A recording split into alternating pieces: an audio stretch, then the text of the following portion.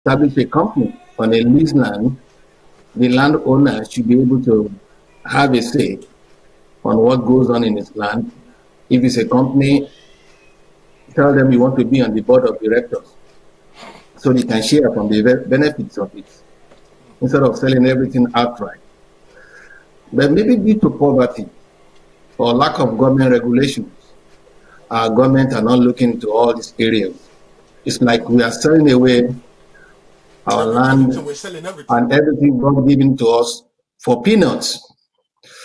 The money may look like 1 million, 3, 5 million today. Think of I bought a land in Abeokuta in 1983. I bought it for $2,000 naira. And now the land, when I wanted to expand the plot beside my lot there, I bought it for 2.5 million. That is to see how the land had appreciated within that time, within 40 years. So the same thing, whatever we sell our land today, times it by 5 or 6 or 7 or 10, that'll probably be the value of it tomorrow in the next 10 years or 15 years. So why do we have to sell our land if we cannot lease it so that we can still have something for the next generation? Because if you sell away all your land to them, before you realize it, a time will come what will look like as if you've sold your country off to them. And they are not doing that alone. They're coming in, the Chinese are coming in so many ways. They talk to the government, don't buy dollars anymore, come and buy in our social money, change your economic policy. At a time when Buhari took over government, some of us wrote his administration that he should invest in 2 areas. Invest in the banking industry in Nigeria, as well as Manufacturers Association of Nigeria. Hold a meeting with them. You know why? I was the publicity secretary for MAN in 1991 or so, when I was still in Nigeria. And I knew what we went through. I know why we closed down most of our factories because of electricity before, so many things. If we invest in our country, we may not have the need to give everything we have for free, almost at a peanut. So our people are selling away their land to the Chinese because of poverty. And our government is not addressing that area. And then our foreign policy is so weak that makes us to give in to whatever they can offer. Now, today, the price of the oil, as at 2 days ago, the Brent, which is our own oil, is about $28 per barrel. So, which means Nigeria is not having any money coming in. What we're going to do? The Chinese will approach the Nigerian government. We give you a loan of 50 billion or 20 billion or 20 billion dollars. What are you going to do with it? Okay, just sell us your oil for the next 30 years for free for that loan. So it means on end income on those oil, we already sold it away. And by the time this thing will accumulate, we will not even be strong enough. So all the gains of Obasanjo's administration, trying to write off the debts and everything is gone. We're back to square one now. We own the Chinese, we own so many countries. We are not addressing these issues. So this poverty is what is forcing the people and the government to give in to the Chinese. The Chinese is using us as a pawn to fight a war with US over the trade war. Now, somebody mentioned something about coronavirus a few minutes ago. A professor in Harvard University in US here was arrested because he knew about this virus longer time. He was working for them, for the Wuhan or something in China, on how to fix a problem that they were thinking was likely to come up. And then the World Health Organization probably did not inform the international body what was going on because they were playing to the tune of the Chinese. Before we realized it, almost how many people died now? About 100,000 or something people already dead now. And we still don't have a solution to this virus. just because all the international bodies, even here in USA, when President Trump was trying to address the imbalances between the trade war and USA, we have some vested interests that were pulling him back from attacking the main problem. So the Chinese, they have entered, they've creeping into everybody's nooks and crannies, just like what Okonkwo said in Things Fall Apart. He said the white man is so peaceful.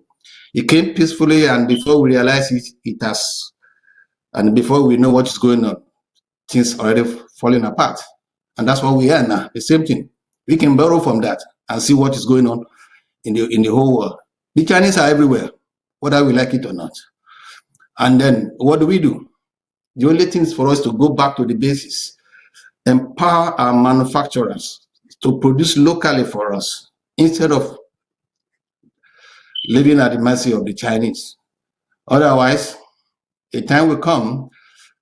In fact, it's already here. The time is already here. They're already telling the whole world now that if you don't want US, we are the only alternative that you have.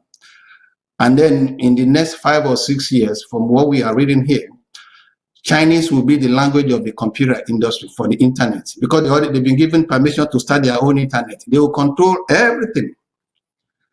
And before you realize it, they just tell the world what to do, including choosing who will become your president, who will be in charge of your country. And unless we address that problem and see it from the nationalistic area, that this is our nation, that we need to take care of it, we may lose everything that we have worked for. Thank you. Very comprehensive enough, yeah? Before I go back to Jennifer, Sister Jennifer, I'm going to go to King Kunle first, yeah? You have a vast experience about international law. What do you think, where we are now, we know we're in, what do you think we can do to start salvaging the problem a little bit? Yes, thank you very much. I think some of the speakers that have spoken before have touched on some of the issues that you raised. I think it is too late now, because when you go back to history of many African countries, we were colonies. You said it's too late of the West. completely, or it's probably too late? It's too late. Completely. Yes, it's too late. We can. There's no going back. Let me hear from Sister Jennifer about this one, because if it's too late completely, we're in serious trouble. Sister Jennifer, is it completely too late as well? What do you think? I do not think it's too late. I do think you look at examples like South Africa, when they revoked land transactions that went to white farmers that were done unjustly. Many of the deals that have been done with the Chinese have been done by corrupt government officials. We also have to take a level of accountability. We have to be accountable. They didn't walk into our country and seize land. They were sold land. They went in and struck unfair agreements. And when you have unfair agreements, they can be looked into legally. Of course they can be challenged legally, but you've got to have the right governance in order to do that. That's a fact. Okay. At the same time, you also have to think about reciprocated treatment. We should not be blowing out red carpet to Chinese people. I beg your pardon? Sister Jennifer, when we look at international law from Kunle's point of view, right? In Ghana, some few years ago, they just said everybody needs to leave. In Nigeria, it happened some times ago as well. If you have a military government coming into this African country, because I think it might have to go that route later on, they might just say, okay, you bought the land from the previous government, everybody out. What do we do when that kind of thing happens? Let's hear from Mr. Kule, international law or international policy experts, and then I will come back straight to Sister Jennifer.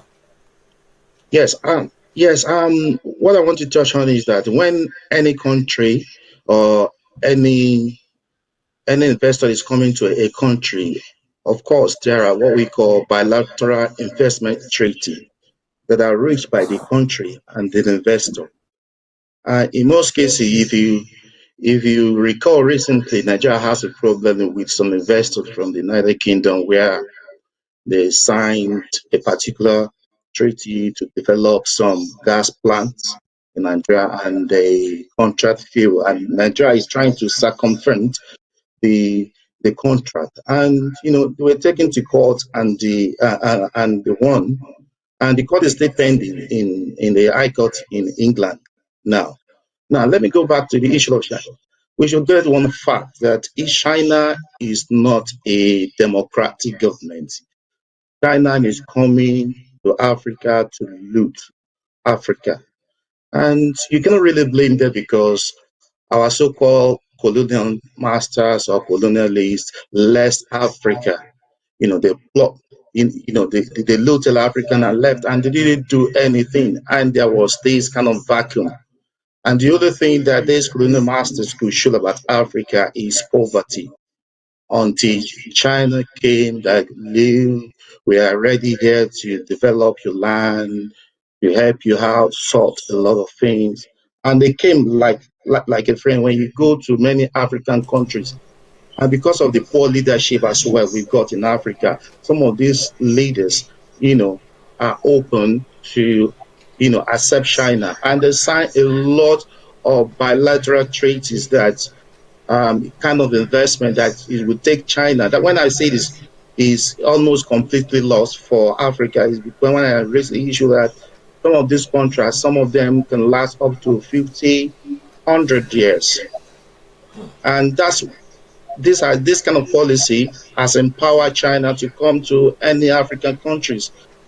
Nigeria is one of the giants of Africa, the largest economy in Africa, and then China can come in and do as they like. And like some of what Mr. Mogaji said in his comments earlier on, where China are mining, conducting mining and so many other illegal activities in Nigeria. Mr. Kunle, And because let's go to Sister Jennifer quickly. Sister Jennifer, with all these things now, we know that it might not be too late. Are we going back into another slave era? Because if they're selling their things for bilateral trade agreement for 100 years, 50 years, that means they're actually taking us for slave for another 50 years. What do you think? Well, it's not as black and white as that. As I've said, there needs to be a level of internal accountability. Many African leaders have sadly mortgaged their country to China. And China have just come in and offered money and got what they wanted. They've bribed who they need to bribe to get what they wanted. So sadly, unless legally you can look behind these agreements, and most definitely there must be the ability to do that. And if China doesn't like it, they should challenge the same. At the same time, you have to look at how Africans are being treated in China. If our government has been so negligent as to put forward contracts of licenses or licensing agreements or loan agreements that are so wrongly drafted, then the only way to challenge them is to do it legally. That's number one. I do not think it is too late. I do think there should be a deep review by whoever acquires power next in Nigeria. I do not see Africa changing in my generation, and sadly, I don't see it changing in my children's generation. It's unless we stand up and insist on accountability. But slavery is not slavery when it's our people that have willingly taken us there. It's not China that has come by force. They were given a red carpet and came and offered. It's about accountability. It's not about slavery, not by any means. Okay, the last slave thing that happens in Africa, it was our people that invite them in, sin. It was our people that actually invite these people in and sell our people to them as slaves. It's still the same thing. What do you think? Okay. When somebody said it's not slavery, you have to define what slavery actually is. Because or was. if I can guess a little bit, you should know a lot more about this history, because you are Yes, yeah. I want to. by the time slavery ended in 1830 in Great Britain, to William Wilberforce, they discovered the age of industrial revolution, the age of machines. That was why they were able to listen to people who were agitating for the end of slavery. But in our case now, the only way we can end this Chinese domination is to go back and take care of our manufacturers and manufacturing industry so that we can source what is attracting us externally, locally, empower our people to a level that they can develop themselves. Because there's nothing, poverty is a tough issue. If you have poverty of mind, poverty of ideas, poverty of pocket, you'll be so weak to even fight for your rights. We don't have, none of us has seen a copy of the treaty or agreement signed by Nigerian government with Chinese at any level.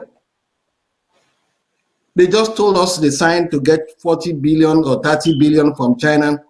None of us saw or seen what they agreed to offer Chinese in return for that money.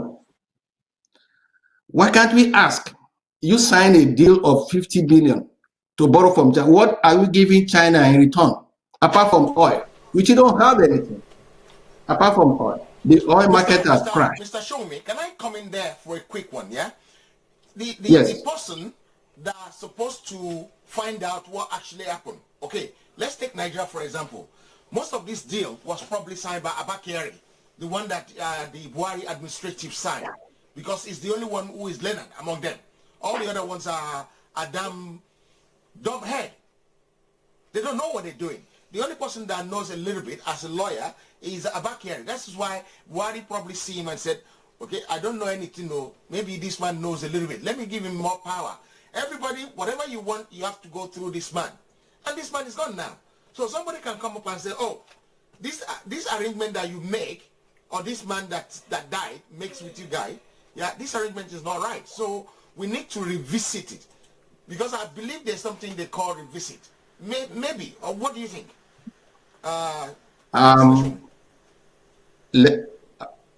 Legally, I'm not a lawyer, but I know a little bit of law in some areas. If a contract was signed and it does not fit the purpose by which it was signed, you can revisit it.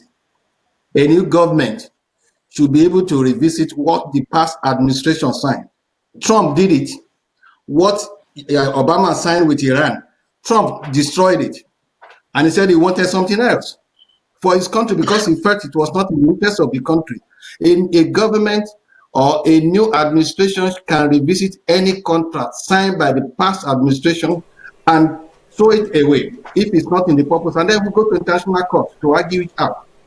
You understand? Yeah. All the deals signed by Shagari's government, Obasanjo threw them away to renegotiate a new one that worked in the interest of Nigeria. So we can look into it.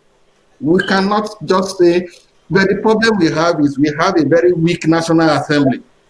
The oversight is very weak. Our press are also very weak. You don't ask questions to the point that you can embarrass the person in charge. You can station a journalist in front of the house of the man responsible for all this nonsense.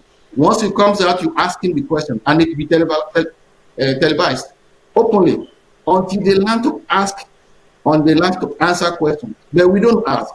We just give in. We say, oh, they're not going to give us, or the court is not going to be on our side. We give up easily. We have to stand up, ask questions, ask. Let's go to Sister Jennifer because she's going to leave us very soon. Sister Jennifer, give us a final opinion of yourself. Tell us everything you want us to know. You think we should know, or Nigerians should know, African leaders should know, or African citizens should know, in both about, because we haven't actually touched we're still talking about the China one. We haven't actually talked about the Chad one properly. Because one thing I wanted to ask, maybe I should actually direct it this way to Sister Jennifer. One thing I wanted to ask is that, okay, if Chad decided to take some of our land by killing some of this Boko Haram, what's bad? Nigerians are not killing them. There was a video that was rampaging on the internet not quite some few days ago where the military went to Warri to go and kill civilians that has no gun. And they killed them badly. But they can't go and fight the Boko Haram. What they were being paid to do, they were not doing it. They were doing something else. What's your opinion about this one? What do you think we need to do? Do you believe, okay, Chad took our land. They took our land because we don't need the land. Because if we need the land, Boko Haram will not go and stay in Zambian forest and nobody will go and attack them there or get them out of there. What's your personal opinion, or what do you think, or how do you think we should go about this one, Sister Jennifer? Well, my opinion on the encroachment into the Federal Republic of Nigeria by Chad sadly it was necessary. Chad have a right and a duty to protect their own nationals, and if within the northern parts of Nigeria we have no control and it's become a breeding ground for terrorism, they have to go in and quell the terrorists, especially if Nigeria has failed and refused to do it themselves. You cannot blame them. They have a duty to their citizens. And in response to the initial part of your question, our Nigerian leaders also have a duty to Nigerians. They have a duty to the Nigerian populace. One, not to attack and kill unarmed, hungry youth. As you said, I think there's been more deaths by the military than there has been by COVID in Nigeria at the moment, because the army are so poorly trained. They've been out there killing hungry people. The second thing is in relation to the agreements with the Chinese government. Yes, until we appreciate in Nigeria that we have to hold our leaders to a level of accountability, we will not get anywhere. We will never get anywhere, because they will continue to sign hotched agreements with anybody that's coming to give them money and not to the people. They will also continue to sign hotched agreements with anybody, governments, companies that are ready to even pollute our land without a level of accountability, because they are getting something in return. They have to show, and us as people, we have to hold them accountable in their roles, because there is going to be no way to progress. How can we be in a situation where our country has been more or less mortgaged in part to another nation who've depleting their own resources and now looking for new territory, and we're actually mortgaging our country to them? It's a disgrace as far as I'm concerned. And again, there's no level of social accountability, social development, regeneration tied in with any of these agreements. They're obviously too long.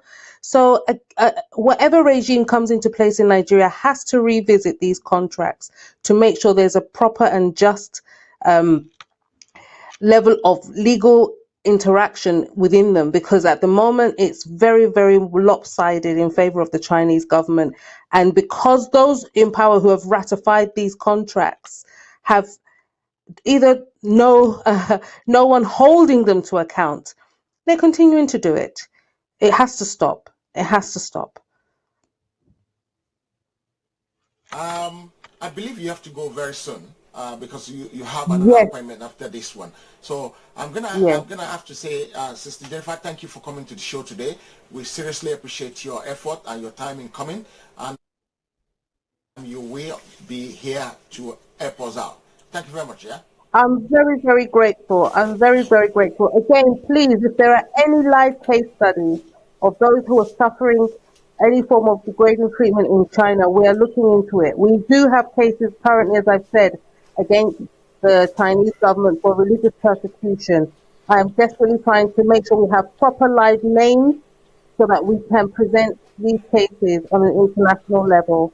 Thank you very much, gentlemen, and thank you to your listeners and your viewers for tuning in. Yeah. What I'll Good do, night. I will send you Ada Mortgage's number later on, and then we Wonderful. can take things from there. Yeah.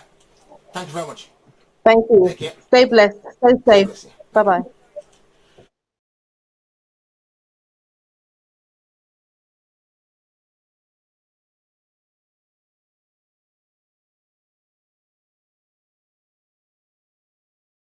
A solicitor, their firm is having a case against Chinese government already.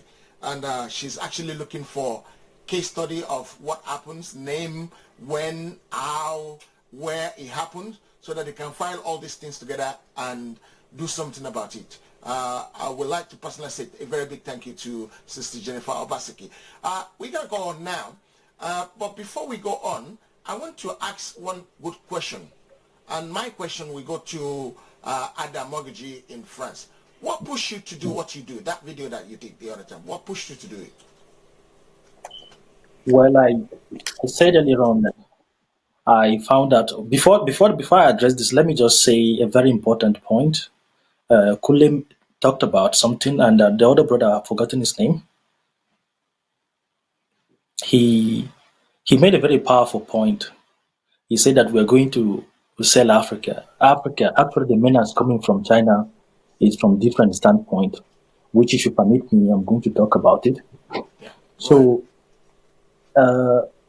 right now, the reason, to answer your question, the reason why I made that video was because of the, should I say, I had sleepless night researching on the African problem. Let me state this clearly. I do not hate the Chinese people. I even admire their tenacity. I have huge admiration for the Chinese government on how they try to protect their national sovereignty. They fight for everything. If you study the history of China and how far they have come, you won't do anything but to respect them. So that is what I have for China. Admiration and respect for their tenacity to protect their integrity against any foreign invasion. So the only thing is that I cannot compromise my admiration for them, and I cannot leave it at the meanwhile they come to Africa to disrespect my people. That I cannot look down, and I do not hate the Chinese people. So why was I motivated to do this video? The last video I did was when the information started coming in, and I thought to myself, I said, wow, we're in great danger here, because if these people continue, let me give you a very few statistics actually. By the year 2007, the Chinese investment in Africa was just around 30 to 20 billion. But right now, as I'm talking to you, the Chinese investment in Africa has picked up to 250 billion. It has even overtaken the European Union. It has even taken the US to be the number one trade partner right now in Africa. So you wonder why the investment is growing, and Nigeria is currently one of their biggest partner. So you'll be wondering, what are they doing? What are they hoping to achieve? And one thing is that they come to Africa, if you look at the history of China, why they became so powerful is because they practice what is known as technology transfer. When the Western capitalist system were looking for cheaper market for where they would produce their goods, they found out that China was there. Meanwhile, Africa was busy having coup d'etat, instability in Africa. So most of the companies didn't relocate to Africa, even though Africa has an opportunity to give them free, labor, but cheap labor. But Africa wasn't very favorable. Africa doesn't look promising because of the instability in the African countries. So when those companies relocated to China, then that was how China started developing. So they forced those companies to transfer their technology, and they forced their people. So look at what they are doing right now in China. In Africa, we started getting videos of their illegal activity, of their mining, on how they are maltreating people. I said, no, I have to actually release this video. And since you are giving me the opportunity to speak, let me just add one single point quickly before there is the menace that we are facing right now comes from different angles, 3 different places actually. That for a sovereign state, for a country to be completely to protect their sovereign power, you have to protect the land, the water, and the air. So right now there are actually illegal Chinese activity in our maritime shore. Kenya, for example, we got the statistics that there were illegal fishing that the Chinese people were doing, so that they destroyed the entire market. They flooded the Kenyan market with some kind of fish, cheap fish from China, and the market, the fish industry crumbled completely. They forced the government to open up their market. Those things are recorded on the internet. People can search them. And recently, that was last year. That was last year around April, I think. The Nigerian patrol Navy team actually caught some illegal drilling that some Chinese company were doing, and some of them were even fishing in our shore in the Congo Basin that they were doing. So these are some of the activity the Chinese people come in to do illegally in our maritime territory. Like I said earlier, we need to protect three was to guide our sovereignty, the land and our borders, the land which is our border, the air and the water. So when I'm talking about the air right now, we need to understand how many numbers of flight are coming in. But we are going to face a very serious menace. As I'm talking to you, I'm the only person. Look, I'm just a young African who is talking about this. Out of 1.200 and something billion Africans, I think I'm the only person talking about this because I've searched online for documents. When I started my research for 3 good months, I had sleepless night for 3 good months. I couldn't sleep. I was writing and researching. There's absolute no document about it. I'm going to share with the public right now. It's about satellite actually. As I'm talking to you right now, Nigeria has 5 satellites. I'm sure not many people are aware of this. Even some Nigerians don't even know this. Nigeria has 5 satellites. It was launched by Obasanjo in the 1999. And we lost 2 of the satellites. They became obsolete. We lost them. It was later replaced by the Yaradua regime. The Yaradua and Goodluck regime, they replaced it too. So we currently have 2 satellites, which are even going to expire very soon because an ordinary satellite takes 15 years. The life cycle is just 15 years and you have to replace them all. They can even work beyond that, but sometimes you need to keep the update. So we have 5 satellites in Nigeria. South Africa has 6 satellites. Ghana just launched their satellite 1. Ghana has 1 satellite in early 2019. Rwanda recently launched 2 satellites to provide internet connection. And many are talking, a lot of people today do not know how important this satellite, how important it is, because the flight you take from London to Kumasi, from London to Lagos, from London to Abuja, let's say from New York to the flight you take needs satellite to be able to navigate properly, to be able to be piloted. The ship we use for the freight, for our food, all the transport, everything, the GPS for your car, your banking system, your communication. We are talking today. In short, if the satellite in the space station, International Space Station, is destroyed, your TV program will not be holding anymore. All the network, everything will just crumble. In fact, the 21st century civilization is dependent on the satellite that we have right now. And that is one tool that the Chinese have developed recently. They have developed a system where they are going, an individual asked, what if war happened between China and America, what will happen? They said that the America, of course, are well equipped, they are well armed, they have all the ammunition. But China, the first thing China will do is to attack the American satellite. Because if they attack the American satellite, one thing, their missile will not even function. If you throw it, it will just swift another way. And then if you attack, your flight will not work anymore, your GPS will not work anymore, the bank system will just crumble. That is 21st century civilization is down. So not many people understand this. And this is the threat, this is the menace that China is coming with. And people need to understand, we need to wake up to these things. Why am I talking about this? Because the continent of Africa currently has only 32 satellites. Can I put you on hold there? I want Yes. to show your video. Yeah. What should we do? Should we watch the video first and then we continue? Yeah. Okay. Hello friends, I saw a video today of a Caucasian lady who made a video on anti-black racism in China that is growing recently because of this coronavirus. And I also saw a video of so many Africans that were evicted from their apartment, from their hotels. Their passport and their documents were confiscated. Some of them were even deported. Then I said, this is an interesting time because I wanted to share a statistics with you.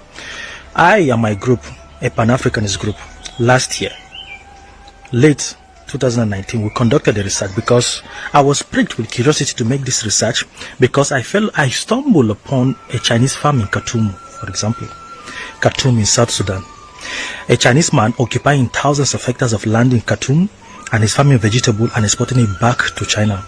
As I'm talking to you, Google, just type it now, the Chinese farm in Khartoum. You'll see it. Just Google it. So before I do that, let me just give you a few statistics, okay? Let me just explain to you why the Chinese people are trooping in Africa and occupying land right now.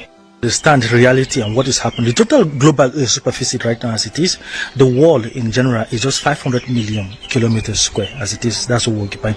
And Africa is 30 million. Africa as a continent in general, and with a population of 1.250 billion people in Africa. Then the US, for example, is 9 million square kilometers. Canada too is 9 million. China is 9 million. India with almost 353 billion people have at least superficie of 3 million square kilometers. So as you can see, Africa is even large. Africa as this is even larger than Russia itself. Russia has 17 million kilometers square, okay, in superficie. So think about all these things. Now look at all the land apportioned to different parts of the world. Africa alone has 60% of the world most arable land. I'm telling you that the total superficie is 500 million, and Africa has 60% of the world most arable land. Now, what is the Chinese agenda? The Chinese agenda is that they are going to send millions of their people. As I'm speaking to you right now, they have occupied hundreds of land, thousands of hectares of land in Africa.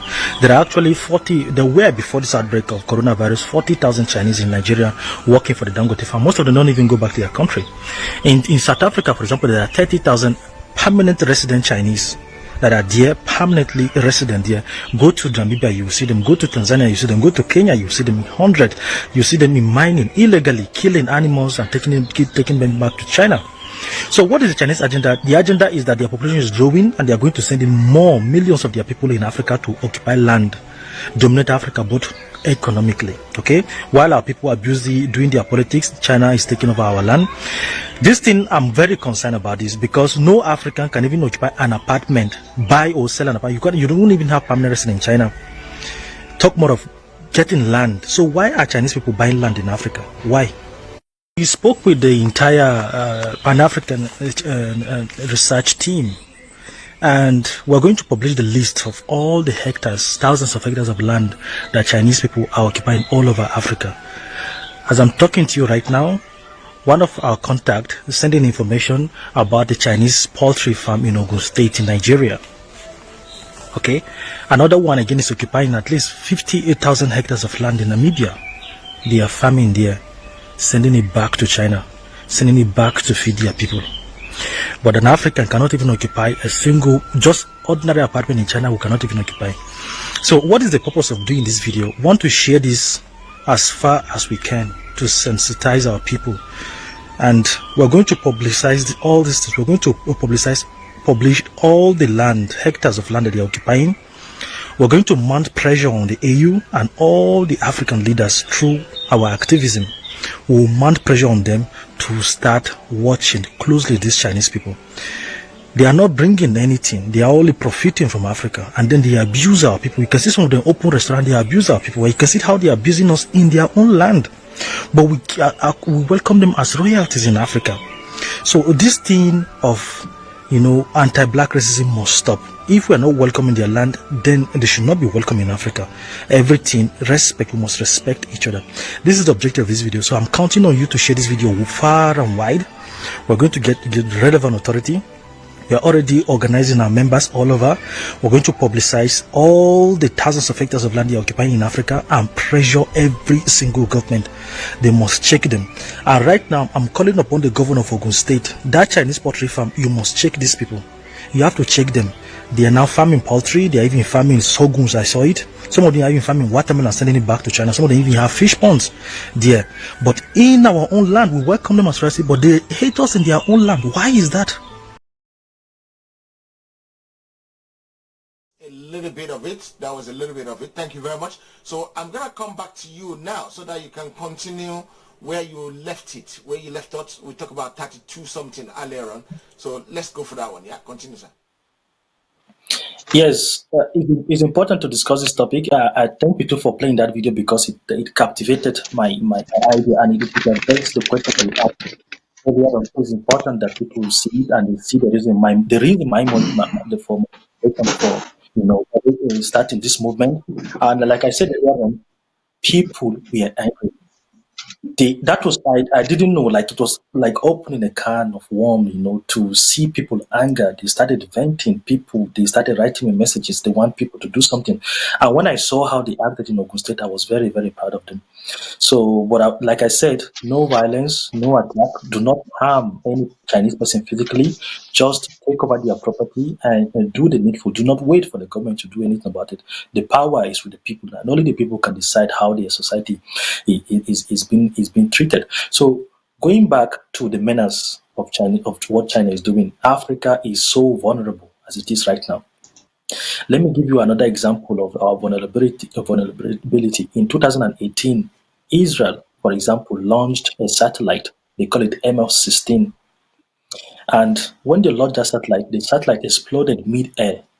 I asked myself, I said, okay, why are these people launching satellite to give coverage for Africa? Apparently, they spent up to £45 million in the construction because satellite has different phases. You have the construction stage, you have the launching, then you have the management. An ordinary satellite might only cost maybe like 16,000 to produce one, but it's the launching that is very expensive because you need a carrier, you need a transporter, the rocket, what they call it, to send it to the orbit, and then it decoupled and the satellite continue. So I saw that Israel actually sponsored this project, and I said, okay, are they partner with any African countries? Because you're going to provide coverage for a particular group of people to a particular space of land, and are the government aware? Are they partnering with you in any way? Our government, the Nigerian scientists, going to be involved in the management of this satellite? When I did my research, I found out that yet there is no African, no system didn't contribute in the construction of the satellite. Okay, so what happened was that the satellite exploded mid-air, and secondly, the satellite was exploded fine, but in 2019, again around June, July, they launched another new satellite. They call it MO17 again for the coverage of Africa. So I said, wow, these people are really determined. What is it for them? What are they going to earn? Because they lost money earlier on, and now they are launching another new satellite. I said, something must be. That is when I discover the security threat that this thing poses. So first of all, your phone communication will be intercepted. Your data, the algorithm, your internet algorithm might be manipulated. You post a video, a particular video they don't like, they might just take it down. So Africa is so vulnerable. 32 satellite is not enough. As I'm talking to you, France alone has 70 satellite. France has 70 satellite, and satellite has different functionalities. Most of them, you have satellite for GPS, you have satellite for telecommunication, you have satellite for weather forecast, satellite that are specifically designed to do all these things. So the African continent actually need 100 satellite for us to be able, for us to have clean, good, and fast and quick internet. And it doesn't even cost much to even do these things. 1 point something billion can do this, or 2 billion even. An individual can just stand up, launch a project like that, and be able to, provide Africa with the coverage. So why am I talking about this? It's very important that we look into this. The International Space Station is going to be deorbited of the satellite before the year 2025. That is the space station was a collaboration between Russia and America. So they have this collaboration, and all the international community sending their satellite to station there. Now it's going to be deorbited, and the country that is going to take over this satellite space station, that they ensure they are built. China was excluded in the program of building satellite space station of partaking this in the International Space Station. So what they did was that they actually developed their own International Space Station. They call it ISS. They have already developed it, and they are going to launch it by the year 20. They have already the construction. If you see, it's very impressive. It's even more than what the US and Russia were doing. So this is how determined these people are. So going further, they are going to control our space station. They are going to control our internet provision. And right now, they have built a parallel GPS. They call it Baidu. Now, we're using the American GPS all over the world. Even the entire European Union depend on the American GPS to be able to do their navigation, even though they try to develop their own. So, but the Chinese people actually develop another GPS that you can use for navigation for their ships and other stuff. They call it Baidu. So this is the great threat that is coming, and nobody, no African government, no Africa. So when we are talking about pushing the Chinese out of Africa, we will see that because we're vulnerable, we're going to remain perpetually under their control. Because the moment they hijack our internet provision, very soon, with this their Baidu stuff. And as I'm talking to you, I'm also happy that there's a program that is coming up again. There is a young man, they call him Elon Musk. He's through his company, they call him Starlinks. They are preparing actually right now. Currently, we have like 2,667 satellites that are orbiting the space. But this young man has taken the initiative to launch 40,000 satellites into the space, and 40,000 satellites that will provide only internet. As I'm talking to you right now, I'm paying 16 euro monthly for monthly subscription for phone calls and internet here in Europe, in France particularly. But when this project is over, when Elon Musk, the 40,000 satellite he intends to launch is over, people will pay as low as 5 to 4 euro for internet connection. In Africa, no matter how remote the area is, you'll be able to use internet. As I'm talking to you right now, some of you, you go out in the night, if you see all those stars beaming, they are not stars, they are actually satellite. All those light you can see. Why? Because they are low orbit satellite. You can even see them with your eyes. In order to understand this concept, there is as simple as this. We have the hydrosphere, which is the aqua life, the land, the water, the aquatic life, the fish. We have the biosphere, where human being, me and you, as we are talking right now, where we live. Then we have the atmosphere, and above the atmosphere we have the troposphere, where the cloud and the water are being formed. So above the troposphere we have the mesosphere. The mesosphere is where your flight, if you're taking flight from America to Nigeria, for example, your flight, the plane fly through that altitude in order to, because it's less turbulent. That's where they fly. So the mesosphere. Then we have the thermosphere, and where the thermosphere is, that is where you see those satellites are being positioned. They are being positioned. So we need to understand the threat that is coming in right now, where we are hijacked. In fact, we are threatened through every aspect necessary. The land, our land is not safe. Our water is not safe. Our communication, our data is not safe. Is that if it's not hijacked by the Americans, it's hijacked by the Chinese. And as it is right now, the only competition that the Chinese International Space Station that they're going to launch we have is the only satellite that Elon Musk is going to launch, this 40,000 that is going to be launched very soon. So this is the threat we are facing. And my question today, the challenge I want to raise to the African leaders and to people that are listening to us right now, is that we need to not just have this satellite launched, but we need to take over the management. I did something on my own personal level. I wrote an email, a message to Glow, for example. I didn't write to MTN because MTN is a South African company. They have a black face representing, but it is the white people that are there. They are managing some of the telecommunications. South Africa still have 6 satellites, so they are managing some of those things, the MTN companies. So I wrote to, because Glow was funded and is controlled by a Nigerian, a black man. So I said, okay, look, guys, there's a project that is coming up and it's going to cover Africa. What will happen, what you will see by the year 2023, 2024, 25, what you will see is that in Africa, you will just need to buy a very little tiny box like this. You press it, it's on, your entire house is connected with internet already in a very cheaper price. So what they will do is that all the market for the internet stuff will crash down. All these people, all those MTN that are providing very expensive internet, they will crash because Elon Musk is going to give people the option to buy. And this has been made by the Chinese people, yeah? Developing a parallel network to that. They are developing a parallel network to that. The International Space Station right now, like I told you, they are already developing GPS, which is very even more powerful than they call it Baidu, more powerful than the American GPS. So they are developing a parallel network to that. They will have competition with Elon Musk, the 40,000. So the Elon Musk in satellite are just only for internet provision. It's only to provide internet coverage all over the world. 40,000. You will see the chain in the night. You will just see the light roaming. You will see them with your naked eyes. You don't need a telescope to do all this. So you will see them roaming around. So we are facing Africa. Is this the one they call the low-level internet service? Yes, low orbit. Low orbit. Low orbit, yeah. Yes, exactly. Low Because orbit. the Yoruba people are trying to do something like that as well. Okay. They were briefing me, and I was saying to them, I don't know what you're talking about because I don't know. Okay. Maybe I'm going to have to bring you into that forum and see what we can salvage together, because where do you get all this information from, Mr. Well, like I told you, I'm talking to you right now. I actually attended the meeting. I attended the meeting recently of a group of scientists here in France. They were having a meeting. Okay, so I said, okay, let me just go in. I don't have any background in science subject. I studied languages and linguistics in the university, in National State University in Nigeria. Came to France. I studied literature and French history. I registered for law. I didn't even complete my law course. So in the second year, I lost the enthusiasm. Let's register for philosophy. I said, I'm not even interested. I just left. I don't have any scientific background, and mathematics was my bête noire during my secondary school days. I never liked mathematics. But all of a sudden, the passion, because I needed to see my countries protected from these vultures that are coming to hijack our system.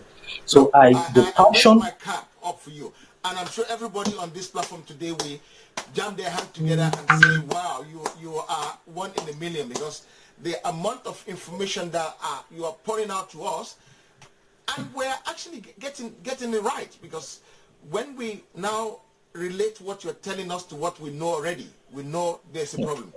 Mr. Showing me, let me go to my senior in school quickly.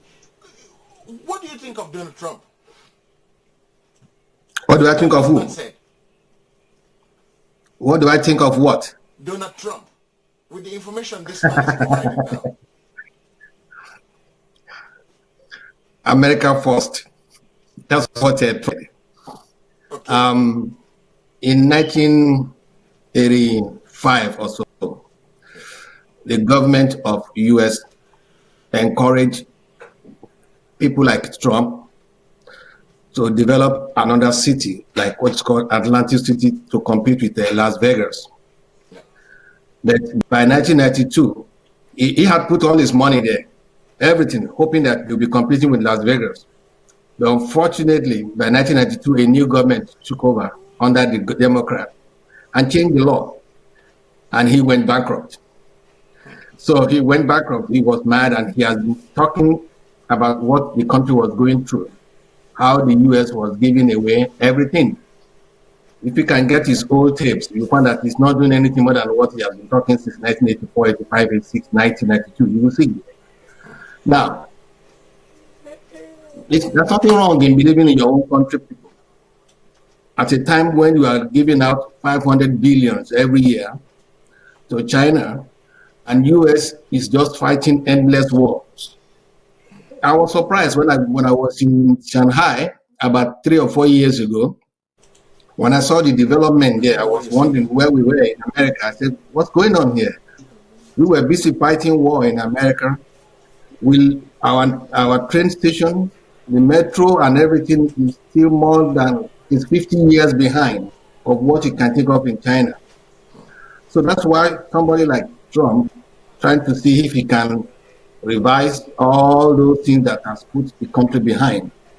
Instead of fighting endless war, he'll make noise, but you will discover that Trump has not gone to war with anybody, despite all the noise he's making and everything. He's just making noise to keep America in shape, but he remove all those things that is, for example, let's look at it from this area.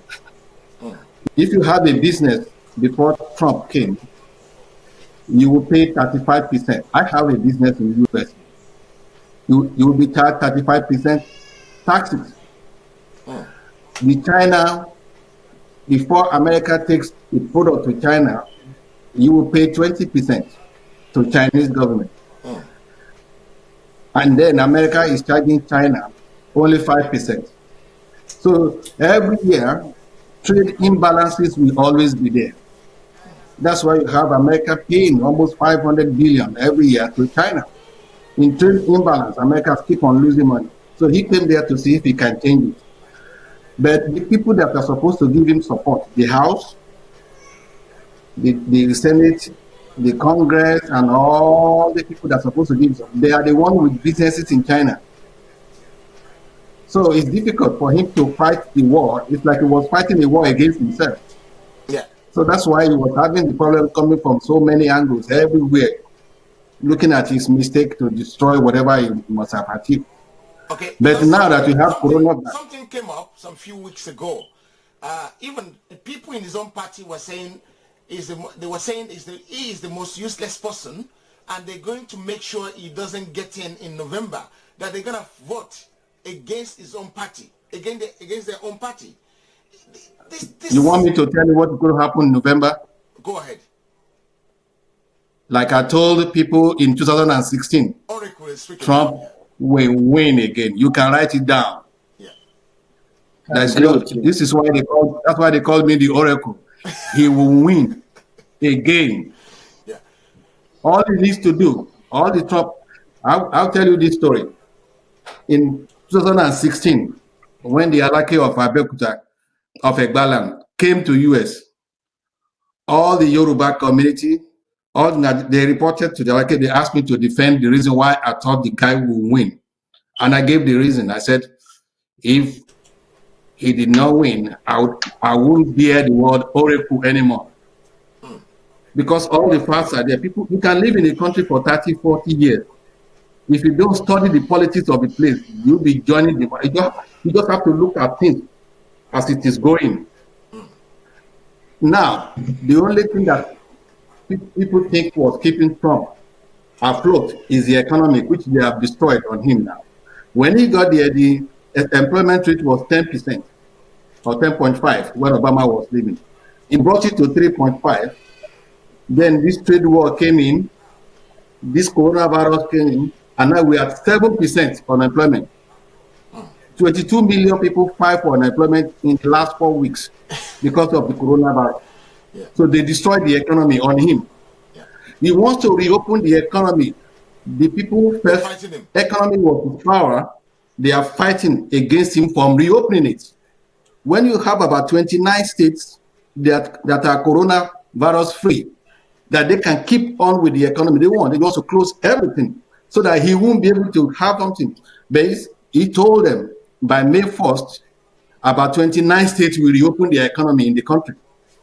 So the Democrat controlled state will not have any choice when other states are doing fine than to find a way to reopen their economy. If he can bring the unemployment back to anything less than 10% in 8 months' time, that is in November, he wins hands down. Put it down. And by November, I would like to come back to your program. I would like to come back to your program to go and tell you that I am telling you this. If he can bring it under 10%, even just by 1, by November, before November election, he wins. And now this is another area. Before Obama left office, hold on, sir. Before Obama left, 25 states closed down their coal industries.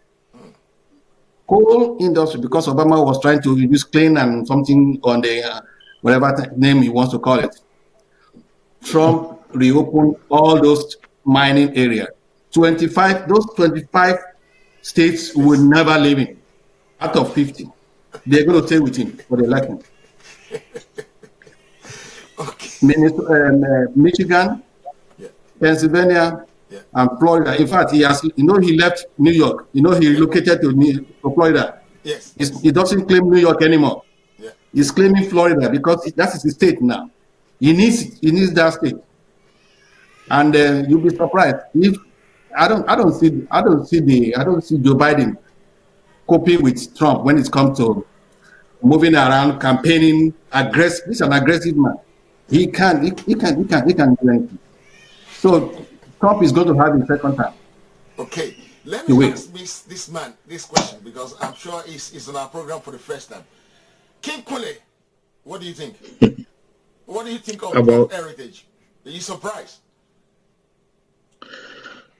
I'm not too surprised. I've been with you. I've seen some of the things that you've done recently. I used to see some of your programs as well. So I'm not totally surprised. I've participated in the past with a program like this on Channels TV, when they were still using Google Hangouts. Okay. So I believe there's some other technology in town now that that are superior to Google Hangouts. So okay. Trump. You know anything about Trump at all? I've got different perspective about Trump. Okay, let's say thing about Trump. Let's hear what do you have to say about him. I don't really like the guy. I believe he's taking America backwards, and because of some of his international policies, and you can see the role that he has played in the Middle East, and where, for example, in Iraq, when he was fighting the ISIS, like the court militants, how he abandoned them and left them without the support that was promised to those people, because his own agenda has been achieved to defeat the ISIS. And as a result, it wasn't only America that defeated ISIS. China, Russia came, the NATO forces, and some other forces. And you can see the cause that they were using as domestic soldiers to fight the ISIS, and they promised them a lot of weapons. suddenly Trump, abandoned them, and because I left them to defend themselves. And Turkey came in, massacred those people. You can see the crisis, and nobody is even talking about what is happening in those areas now. And you can see what is happening in the Middle East between Saudi and the Yemen, because Trump doesn't care. He sold billions of weapons to Saudi Arabia, and everybody knows Saudi Arabia is a gross violator of human rights. We see what Saudi did to international journalists, Khashoggi, and we can see a lot of things, manipulations. Trump is not stable. You can say something, oh, America is going this way, this week. Next time you see him taking another passive, see, America has refused to discuss with terrorists. So when I see some people say Nigeria government is having some discussion with terrorism, no one has defeated terrorism.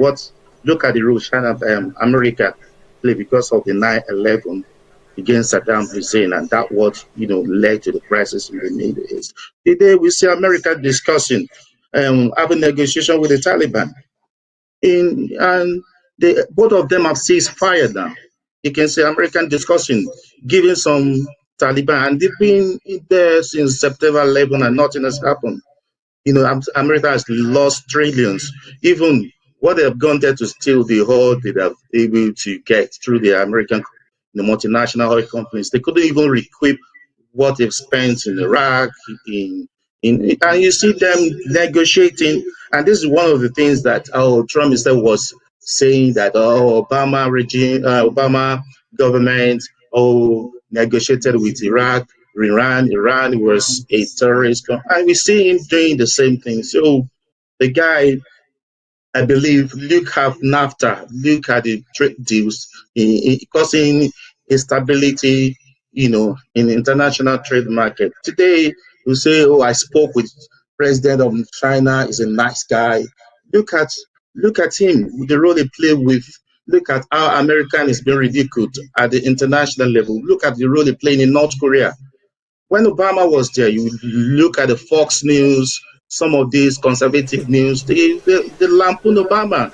Obama said he was ready for negotiation. They lampoon me, but they were the set of people now who are, encouraging Trump to discuss with that guy. Just, what is the outcome of those meetings with North Korea now? Look at this coronavirus. What I'm gonna do, because we want this program to be educative as well. There's a lot of people that have your opinion, and there are a lot of people that have Zen or the Oracle's opinion as well. So I'm gonna give you about 60 seconds. Argue it out within yourself. Ask yourself questions. Go ahead, the two of you now.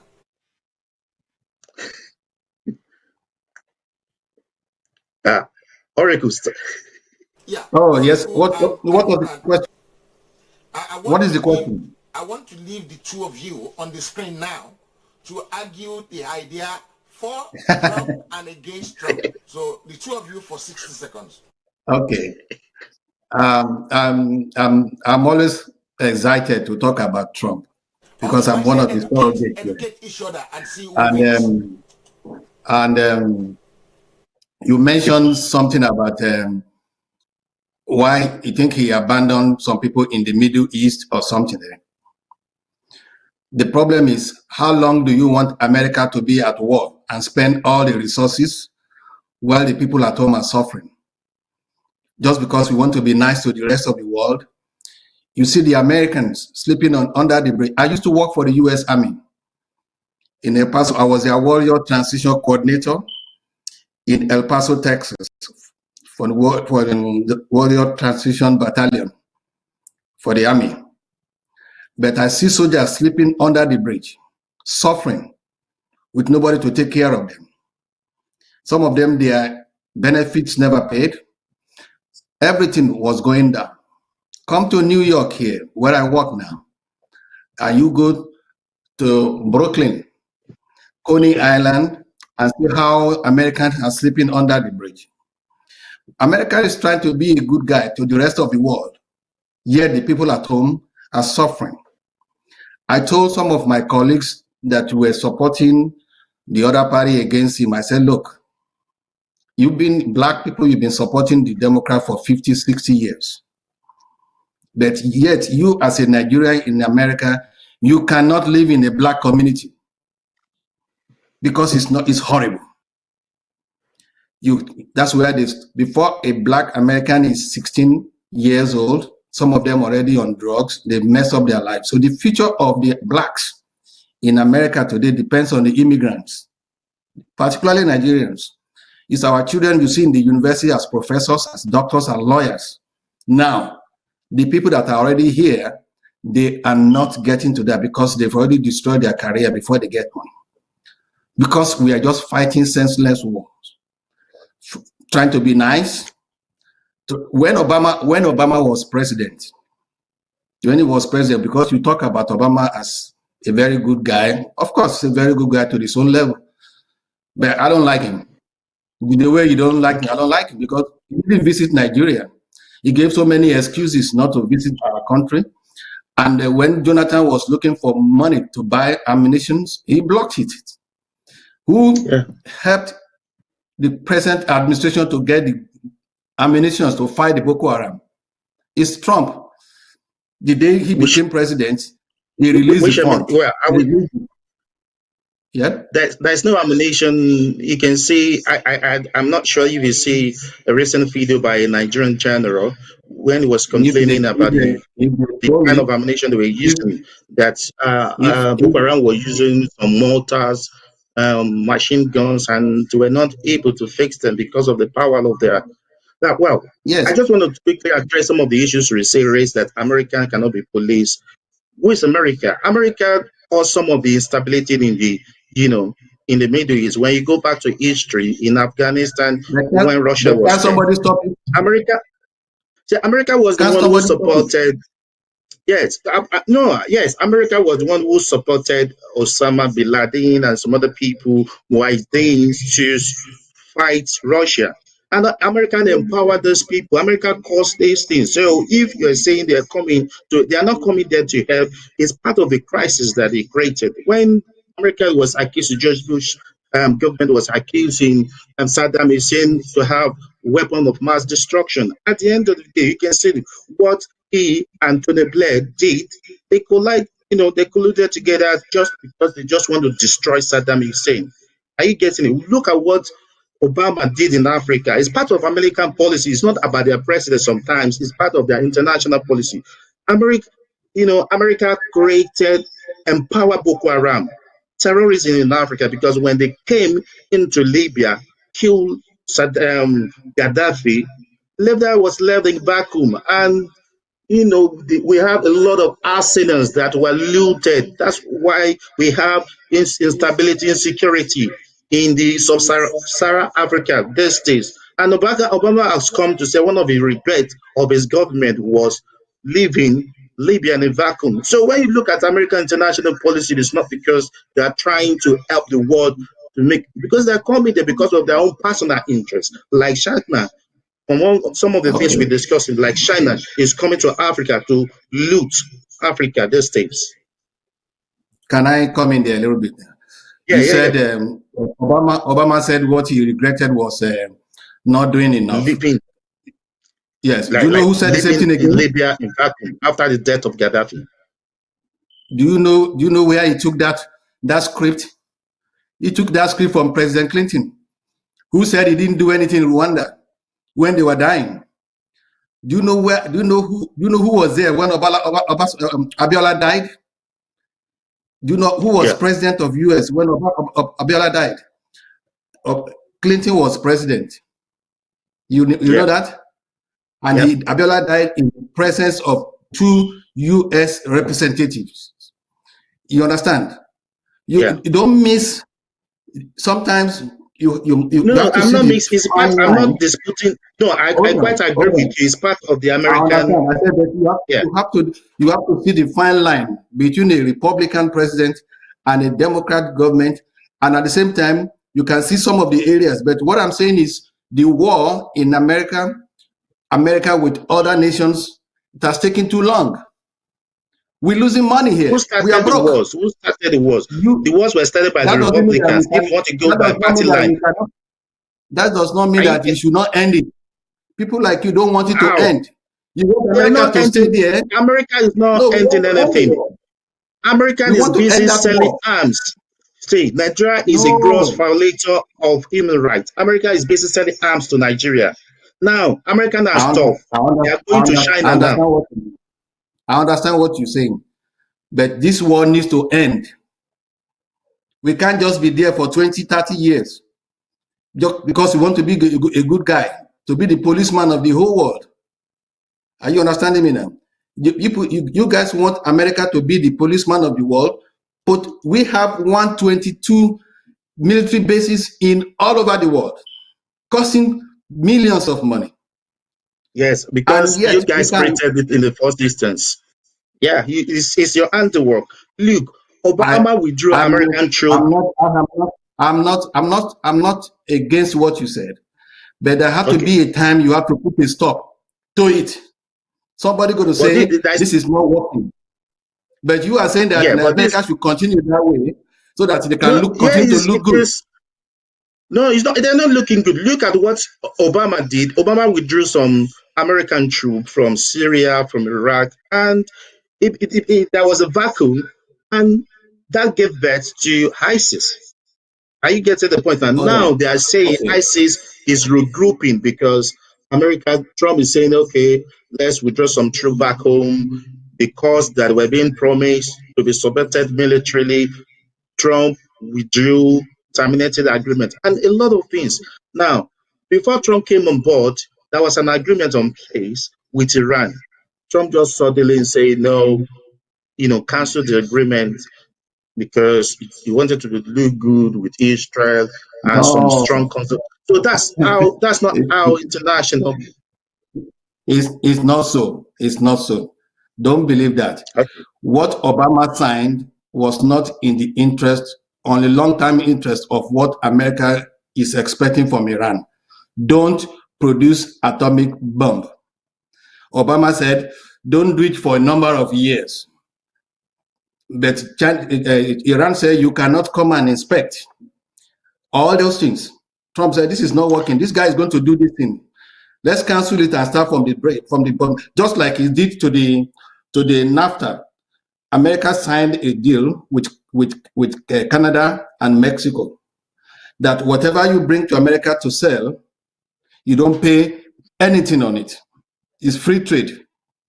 But in US, before you can produce, if you have your company in US, you pay 35% taxes. You understand? On your product. In Mexico, you pay only 5. In Canada, I think it's about 10%. You know what happened? All companies who are leaving US to go and stay in Mexico and bring their product to sell in US and keep all the profits. What happened to their staff? You fire them, you dump them to the unemployment market, and then you make more money. And then Trump said, this agreement signed by President Clinton is not working. Guys, I We're need to losing say jobs, something to we're you losing guys quickly companies. because there's a So guy I what we need need to to do welcome is to start a online. new one. So he took that in from 25%, so from 35, he reduced it to 21%. All the companies were coming back. You understand? And there's a penalty for going out if you dump your staff on a system to produce. By the time you come back and you have that 35% waiting for you Wow. in the country before you can sell your products. That is the new agreement which Trump signed. But you are not going to see this. If you look at CNN every day, they're not going to tell you this. They're going to tell you Well, something yeah, else. yes, I quite understand that a new government can come in and remodify, bilateral international agreements. And in the case of NAFTA, and there are a lot of concessions. Of course, it was renegotiated between Mexico, Canada, and and the US. And let's see how sustainable some of the Trump um, international policies on trade, military, where it's going to take America. But I believe strongly now at the international level, America is going backwards and China is taking over. Look at what Morgan just said about some of the things, technology advancement. Look, America is nowhere about 5G. I mean, China is already No, developing 6G, you know.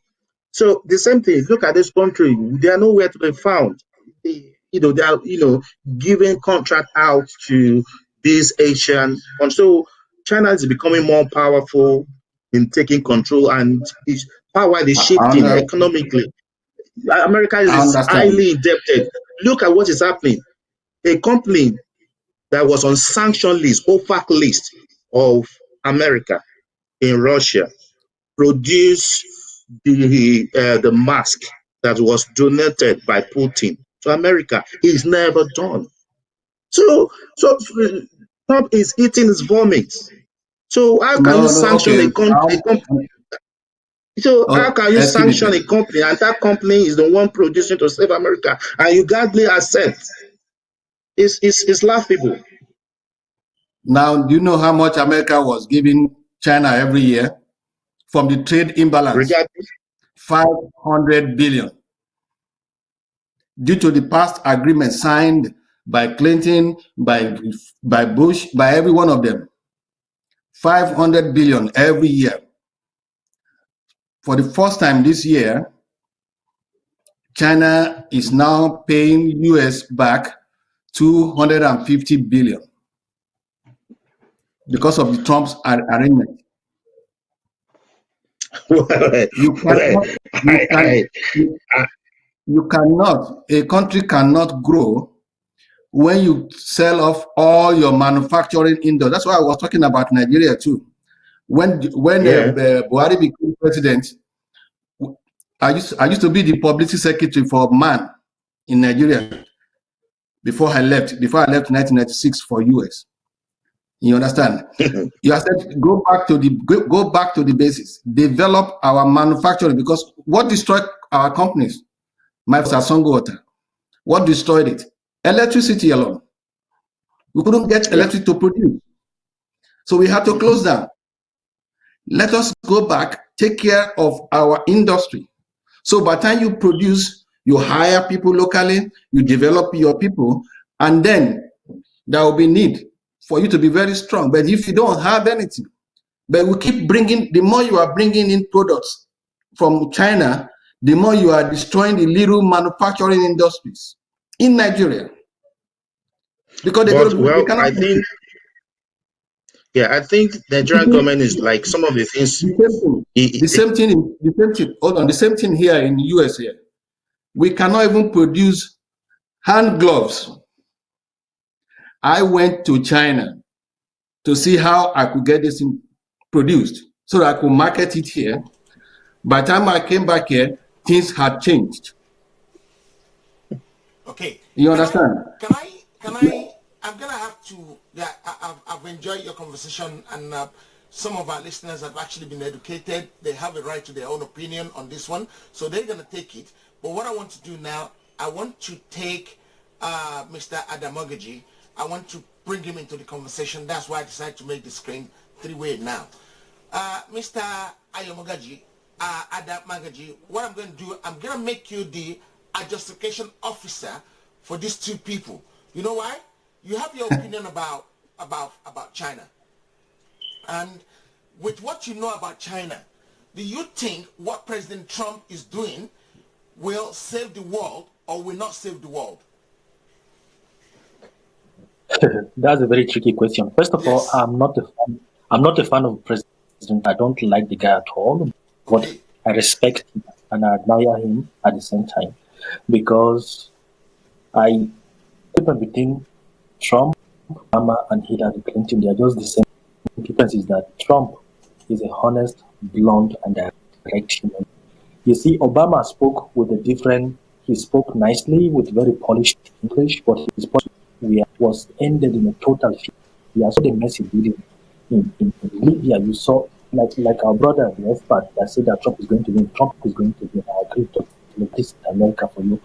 They have spent almost $4 trillion in Afghanistan. 18 years war. They are sending ammunition, fighting constantly in the Middle East. And while they were busy, pushing in foreign wars, China was introduced into the World Trade Organization in the year 2000. China just joined World Trade Organization in the year 2000. And that was when, boom, they started taking over all the market. Just 2000, while US was busy 5 years and spending 4 trillion. Do you know what 4 trillion means? The GDP of France alone is 4.6. The GDP of UK is 3. GDP of Germany is 2.5 trillion. The GDP of Africa is 1.2 trillion. So you can just look at the huge gap that we have. America alone has 19 to 20 trillion GDP. China is 14 trillion. So when they were busy sleeping, China at some point, GDP, like the 1980, their GDP was just like 57 billion. But within a short span of time, they took it in that tried to colonize, over Japan, they took over France. Before you notice, they are just flying boom, boom, and trying to catch up with the US. What Trump is doing is just saying he will not stop China. Those people are determined. Like, they have an objective. Let me tell you why. He's slowing their growth. That is it. Our brother said it very smartly. There's going to be a transition of power. If you check out history, civilization that has lasted more than 200 years, they always metamorphose. We're talking about the Mayan civilization, the Mesopotamian civilization, the Egyptian civilization, even the recent British Empire. They lasted for a while, but they have to give up power for. China has shown that capacity of taking over the next century by technology, and even the new project, the Silk Road that they just introduced right now. So what Trump is doing will not stop China from taking over from the US. There's going to be definitely a transition of power. We're going to go into a new era. If you observe, if you observe closely, US have lost the momentum. They don't have any direction. The entire Western civilization is crumbling because they are going back to decadence right now. They don't have any motivation. Before, they knew that, okay, they wanted industries, they wanted this, they wanted that. The people that are more innovative right now are the Chinese people. They are projecting into the future. In fact, as we are talking right now, China has already started working on 6G. People are debating, the Western company are debating 5, trying to talk, we'll go 5G, that. But China has already started working on 6G already. So Trump will not, he can't stop them. He will just slow down the entire, the process of them going. As you can see, you see how they bounce back. They locked the city of Wuhan completely. They locked down the city within 3 months. Before you notice, they bounce back. Now, if you see they're producing 5 million face masks within a day. They assembled the machine to mask within a short period of time. Within few 10 days, they assembled all the machine. The machine has copied everything. So you always slow them down. Our brother rightly said, just watch and see. Trump is going to win the election. I don't like him. I don't never like him, but I respect him a lot. His honesty. If you ask me if I'm an, I'll vote for him, even though I don't like him, I'll vote for him because he's honest. He say what he meant what he say, he act them, he execute them. Unlike Hillary, who is a hypocrite policy, the blacks that are being incarcerated in the US right now, US alone has 2 million prisoners today, all because of this Hillary, you see her. She introduced a policy, they call it I think what I've forgotten the word for it, something, a super predator. Yeah. Exactly. She did that, and look at 2 million. Do you know what 2 million means? The country of Namibia alone has the population 2 million people. It's like taking an entire country and lock them down. That was what she is. Hillary. Okay, guys, I'm gonna stop you guys there because I want to bring somebody else into the screen there. I really appreciate everybody's conversation, everybody's discussion. So I have the gentleman called Frank Bello in line now. The thing is gonna get more interesting. And unfortunately, guys online, I'm so sorry. We've been busy about arguing about all these things, all this why. I've not been able to read any comment. And my operation guy here, if I'm an operation guy, the guy that makes things happen for me, online, Yomi Koiki of Koiki Media, is not here with me, but it's actually online. I can see him typing so many things. I'm going to go through some few comments, even though the comments is still very dangerous because I think every minute about 4 or 5 comments are coming in. Even before you finish reading one, more are coming in. I'm going to thank some few people quickly. Boka T. Balbi, thank you very much. Shola Adekola Shole, thank you. Maureen Akikuye, thank you very much for coming. Boss.This Adepoju, Thank you very much. But they back with me. Thank you very much. I hope you call your senior here too, because that senior showing me on the screen there. Tayo Baba Ohus, thank you very much. Godwin, thank you. Sonny Edokpalo, sorry, CNN is fake. Oh yeah, CNN is fake, we know that. CNN at H Trump, and they talk bad about Trump every time. Abba, difference of opinion should not result in attacking the people. Yes, we know that. That's a bigger lie. Which one is the lie there? China is still learning work on 5G. Check out Norway. It's on 7G and 8G. Nigeria is dead from Akikuye. Thank you very much. US has given out a lot to many countries. True talk, sir. High import diminishes our export capability and creates large deficit in income. Light of the world, thank you for joining. Ali Mutiu, thank you. Igbo are the one destroying the manufacturing industry because they are ready to import anything to Nigeria. There we are. Well, if you're not producing anything, they have to import. People, you should try and bring Mayegun Diary on this your TV show. It can open up your eyes. Mayegun is there, he's online. I don't know why I've not been able to get hold of him. Mayegun, I'm challenging you to call me on 0734 123 4560. That is 0734. If you WhatsApp me now, I'll kick one of these guys out. Anybody that the people watching want me to kick out. Even if it's Frank Bello that just joining us. If people want me to kick him out, I'll kick him out. If people want me to come out, I'll come out. Right? Mayegun, call me. WhatsApp me now. 0734 123 4560. Mayegun General, we want you on this show because we want to open up things. Oh, that was so quick. I thought that was in. Okay. Michael, let's talk about Nigeria, how we can get things back on track and send China away. Well, some people say it's too late, some people say it's not too late. Sorry, my sister, Alimutiu, you are wrong. It can never happen, brother. America will continue to lead. Mutiu, you don't say what you don't know. Don't fight one another, come on. Can I tell you what, we can't finish this comment because since I started reading this comment, 26 comment has come in. So how can I finish reading? We need honest people to rule the world. Very nice. Very true. China is ahead of everyone right now in terms of technology. Trump is definitely going to win the election. Sorry, but we're getting distracted by spending so much time discussing the US. The topic is about China's African issue. We need to stop idolizing all these superpower, US, UK, France, China, even India. They all have their own agenda, and whatever they want to do, they want to do. Hillary did not put black in prison, please. Welcome on board, Mr. Frank. Oh, your people knows you're there already. Evening, sirs. Mr. Frank Bello is finally here. Wow. Is this Frank Bello? Shibuzi, is this Frank Bello? Maybe we need to put a little bit of glasses there. Well, there's so much there. Who is Frank? Who is Frank? Can I Frank Bello, say something. They want to know you. Everybody wants to know who Frank Bello is. This is Frank Bello here. Good evening.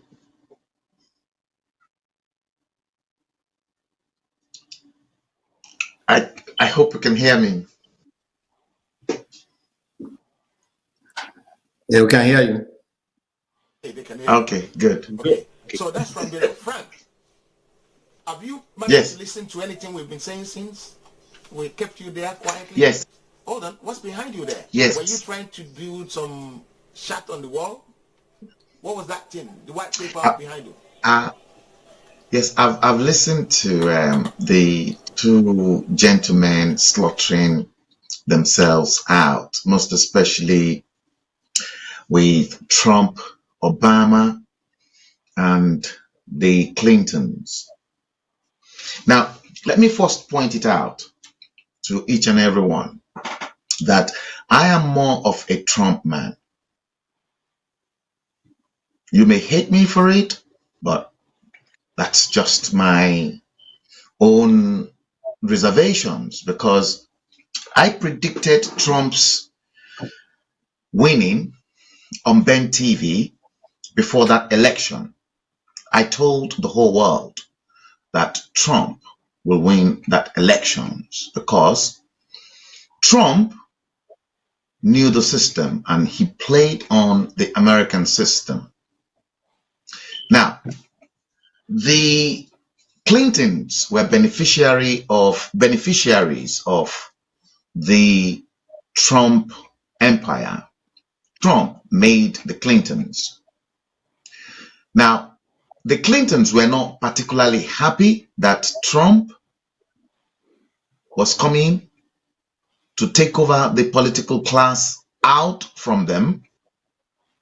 Now, what happened in that last election, and I'm predicting again, like the other gentleman said it, Trump is going to win these elections coming. He will be returned as the next president of the United States. Now, why did I say that? The Clintons, their hands, both the husband and the wife, they're soiled. Their track record was not particularly good. Americans knew for a fact that Trump, and the whole world knew Trump was not a politician, and he's still not a politician. Trump is a businessman. He's a deal breaker. He does not believe in diplomacy. All this man wants is action and results. Results. And what do we mean by results in business environment? Returns, money. Trump's ability to run a successful business. Some people might say, oh, after all, he was bankrupt and the rest of it. His ability to run a successful business, to provide employment for thousands of people working under him, places him in a far more better position, because the Americans were fed up of the old political class in their system that continued to mess them up, and they needed a fresh brain, someone that was completely out of the politics, and that was why they went for Trump. Now, more black people were killed under Obama's administration than Trump. A lot of people might disagree, but I, for one, am not really an Obama fan. I've never liked Obama. I'm not going to hide it, because Obama was one of the people that created the Clintons. The Obamas were the people that created the mess, the bigger mess that Africa is today. The Clintons helped in creating Boko Haram in Nigeria. That was part and parcel of their crafty way of destabilizing a country.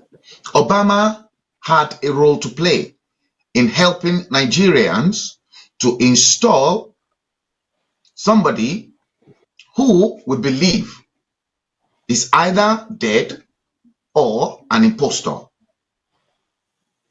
So when we come to Trump,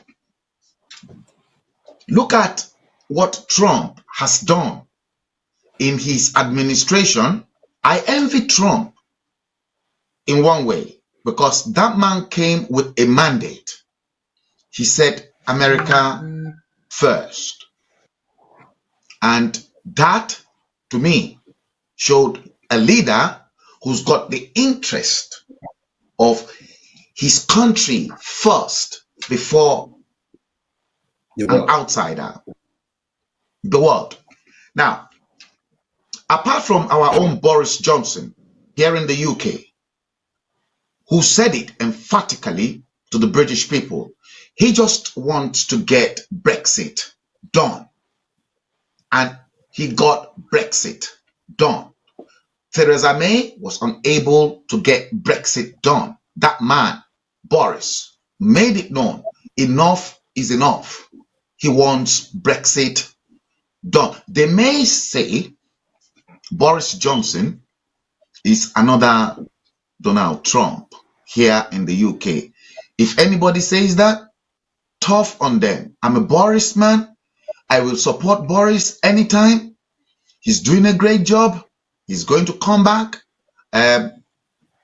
big time. He's going to do great jobs for the British people who elected him. But any leader that tells his own people or his country that it is my country first before any other country, I think the world should put that leader first as well. Now, how many of our leaders in Africa have declared to their own people that it is Nigeria first, it is Oduduwa Republic first, it is Biafra first? We get it from the Hausa Caliphate in Nigeria that will tell you that it is the North first, but you don't get such statements from the leaders in the South. So Trump, hate him, like him, he's going to give China a kick for their money. I for one, I am not comfortable dealing with China. And I'm equally sure a handful of people around the whole world will not be comfortable dealing with China. I don't like Chinese people. The fact that I came out of a publishing school. Why don't you like Chinese people? They're human being like you. You can't say that you don't like people. No, I don't like, look, I'm not going to hide. Look, Trump said it, that coronavirus was a Chinese virus. But he didn't say he was right. Chinese people. He said coronavirus is Chinese virus because it came from China. Well, if Trump says he likes Chinese people, yes, from his business point of view, he's got probably some big business deals with China, his ties, some of his. Let me ask Mr. Mogaji this question. Mr. Mogaji, Yes. You don't like Chinese people, do you? Or you don't hate them? Do you hate them? You don't like them? I love Chinese people. I like Chinese people. I admire Chinese people. But I don't like what they're doing to Africa. And not all Chinese people are actually bad, though. So it's important to make it. In fact, I studied the history of China. I can give you the history of China from A to Z, from the Qing Dynasty, how China evolved, their cultural revolution, the Civil War, and everything, the Japanese occupation. Those people are tenacious people. If you study their history, if you know how during the Opium War, how they were dominated, you will respect those people. You will respect how far. You know that no country can stand up to US apart from them and Russia. Even Europe is at the mercy of US, because if US move right now, the entire Europe will collapse. They are completely dependent on US. But the only country that can stand US right now, because right now America has two enemies. If you know, America has Russia as a political enemy and has China as an economic enemy. So it's going to be really, really difficult. I respect the Chinese people, honestly. I give them big time respect, because these people fought hard. In fact, they constructed their country within 30 years. The modern China you're seeing was constructed in 30 years. In the 1970s, $1 in China was equal to 50,000 yuan. You carry $1 Can I please come in here? Okay, go ahead. Can I please come in here? Yeah. Can I please come in? Go. Now, let me buttress my argument why I said I did not like the Chinese. I don't like the Chinese. I'm not going to lie to you. You may like the Chinese, but the reasons why I don't like the Chinese as a publisher, as someone who graduated with a very good honors from the publishing school here in London.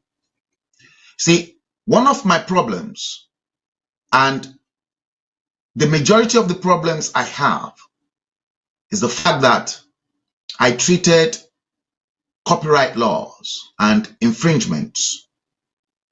And the Chinese people, they are the only country in the world that does not sign up to that copyright laws. So in other words, China can copy any of your materials and without any law hanging on their neck. That's why many of the films, books, imagine if I have to write a book today, and if that book suddenly becomes a blockbuster, a Chinese somewhere can easily just grab a copy of that book and then translate the same book into either Mandarin or many of their languages in China without, any regard for, infringing on my copyrights, and then sell the same book, carefully crafted and written in Mandarin.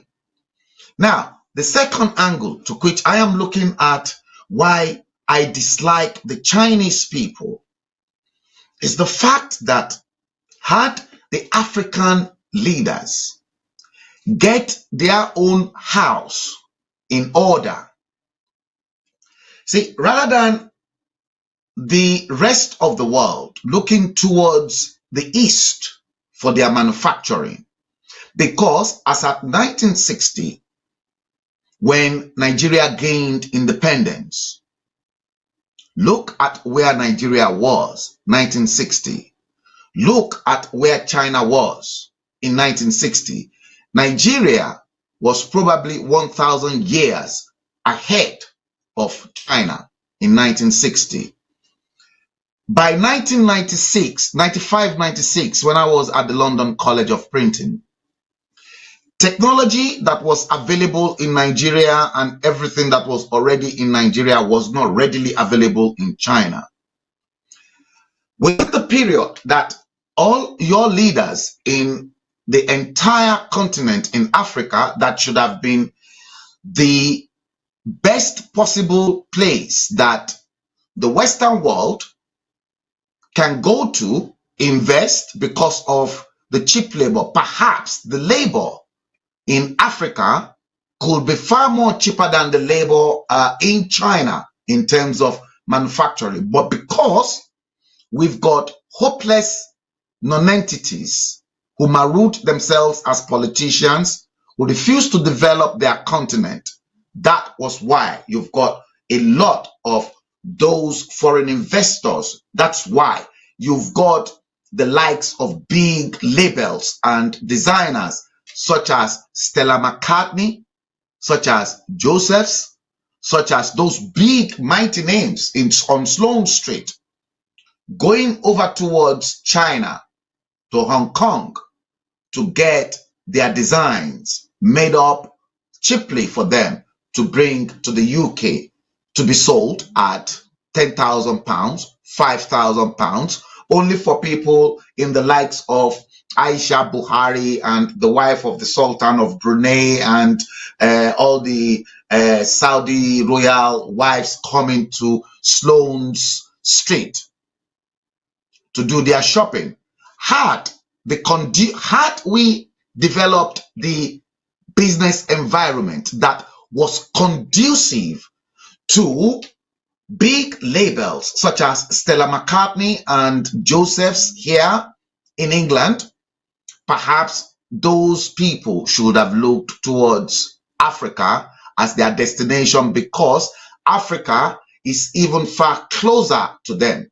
And may I say as well that in the 90s, China continued to send their own children to be educated in the West. in Europe, in America. And the moment their children finished their studies, they don't stay, they go back. So China invested in education.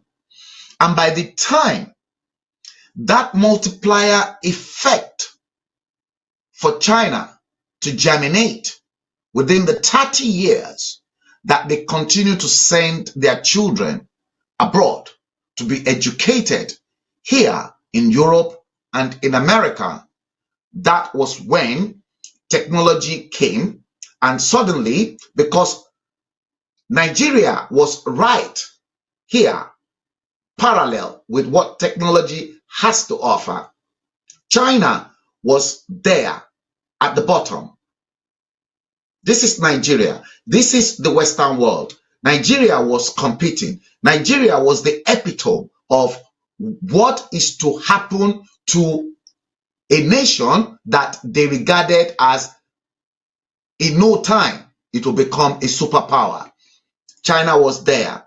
Then suddenly in the mid-90s, China, because they were busy sending their children abroad to be educated, in the mid-90s, suddenly China then leveled with the rest of the world in terms of technological innovation. And just immediately after the 90s and into the 20s, China suddenly left the Western world there, and then they shot up into the upper atmosphere. And that was the mistake African leaders made. Perhaps had we taken the courage and had Africa had those visionary leaders, I see Trump as a visionary leader, because Trump knows how to deal with China. He's been dealing with them. He knows the score. That is why China is terribly afraid of Trump.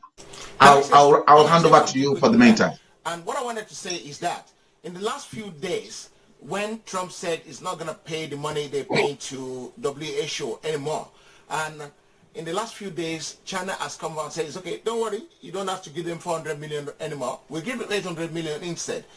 What do you think? Is there something going on fishing in the world, Uncle Saint? Yeah, what is happening is that Let's say something about this one. He lives in America, you live here. Yeah, let's say something about this one. Go ahead. Yeah. The last speaker said something about in the 90s. What happened in the 90s? The president of America then was Clinton. And then in Nigerians, all our intentions in the 90s or in the 80s or in the 70s, most of our kids or our children or people went to US to study like the US. They studied whatever they could study. Most of them came back home. But when they came back home, they had no jobs. Nothing. The economy was not developing to match with the population. We didn't invest in the electricity. The same electricity we had with Kainji Dam since 1961 is almost what we had for a very long time. Most factories closed down. Like I told you before, I was the publicity secretary for Manufacturer Association of Nigeria, MAN, an adhesive manufacturer based at Songwater. We closed our factories down because of electricity and many things. Now, the WHO, which is a question which you directed to me, China offered them 800 million or billion, whatever, as against the 400 from America. Yes, that was a tactic on their side to buy over the WHO. But America has always been there for most of these international bodies without asking for anything specifically in return. Now, but most of the nations, like we say back home among the Yorubas, it's like you seeing a new wife, you dump your old wife because you don't want to be seen with somebody that looks a little bit old or ugly or whatever that you want to call it. That's what happened. WHO knew a lot about what was going on in Wuhan. And if you guys must realize, Wuhan is the world headquarters for textile industry for all the Italian products that were coming from China. And then about 6 months ago, a professor in US in Harvard University was arrested because he was collaborating, doing a research for the people of China and a research institute in Wuhan about this coronavirus. He knew along. He too did not inform the US government, and the Chinese knew that the thing was not working well. WHO knew a lot, but they were not giving the information to the US government or to all the Western world of what was going on until the thing backfired. So if they had informed the world about what was going on, maybe we could have saved some lives. The Chinese is guilty of this negligence. And the same thing is also to WHO. They can take Chinese 800 billion or whatever they like, but we still backfire on them because the Chinese will tell them what to do in future. Because, and like the guy said, I don't hate the Chinese. I just don't like their government policies towards international community. It's like they just plan to dominate and destroy the world order, to see the world in their own way. They want us to see the world in the way people who don't believe in democracy, who don't believe in human rights, who don't believe in anything that can give freedom to individual. And that is too dangerous. But they found that love for what they believe in our African leaders that don't respect us, don't respect our constitution, don't respect the way that we should follow the rules of law. So those people can work with the Chinese better than Chinese working with the Western world. Now, in 1992, when Clinton was there, he helped Chinese to transfer the technologies to Chinese, and they got greedy. You know what they did? They started sending economic saboteurs into US research institutions. About 6 months ago, all the research institutions working for the US Army were looted by the Chinese. They took all the technology away, and the Chinese made away with it. Even the 5G you guys are talking about, it has been traced to the T-Mobile telephone company in US here. And that was how the woman called the Huan or Huai lady was arrested in Canada for this economic problem that they want to transfer her to US to be prosecuted. So the Chinese, I don't know their mission. Whatever their mission is, it's not in the best interest of the whole world. As a group. The Chinese, Trump on his own is fighting a very big war. If only he could get the support of his people, and if they could see the future for what he's thinking about, maybe they will be able to slow down. But as it is, it's a tough battle. It's a tough battle for Trump. It's a tough battle for the human race. It's but for the stability of the whole world itself. And then I hope, as an African, we don't lose what our forefathers worked for by losing our land. Because if we lose our land, we lose our people. They will tell us what to do, what to think, how to reason, and eventually our heart. I don't know whether it's true. In some countries where the Chinese gave them loan, they can't pay back, and they are taking over some of their investments. Yeah. Maybe somebody from Kenya or whatever. Am I right? Correct. Yeah, Correct. Am I right? Yes, we had that too. Correct. Yes. Correct. Yeah. So what happened if you can't pay back all this loan we are borrowing from China? The time will come, they take up the Tinkan Island. They said they want to control or Murtala Mohammed Airport. And what happened? What do we tell our children, our grandkids, or the future we are becoming? I told some of the leaders in the Southwest, I said the percentage of land we have in 1960 belonging to the Yorubas in Nigeria, we don't have 2/3 of it again. Now, we're losing everything. The Chinese are farming in Nigeria right now. In Nigeria, we are losing our land, and a time instead of leasing, let us embrace what is called leasing. Lease the land instead of outright selling. No government. I wrote a letter to all the governors in the Southwest that don't give C of O to any company. Let it be in the interest of the community. Let the community have the C of O. Instead of just selling it to these Chinese, you just sign the C of O. The land belongs to them. What happened in future? They can bring their whatever power, whatever atomic bomb or whatever, they just plant it somewhere in Lagos. They say it's our land. We own it. The same problem is in Jamaica. They told the Jamaican government, we want to help you build a road from Kingston to whatever name of that place that I said, I can't remember the name. And they allowed them in exchange for what? For 5,000 acres of land in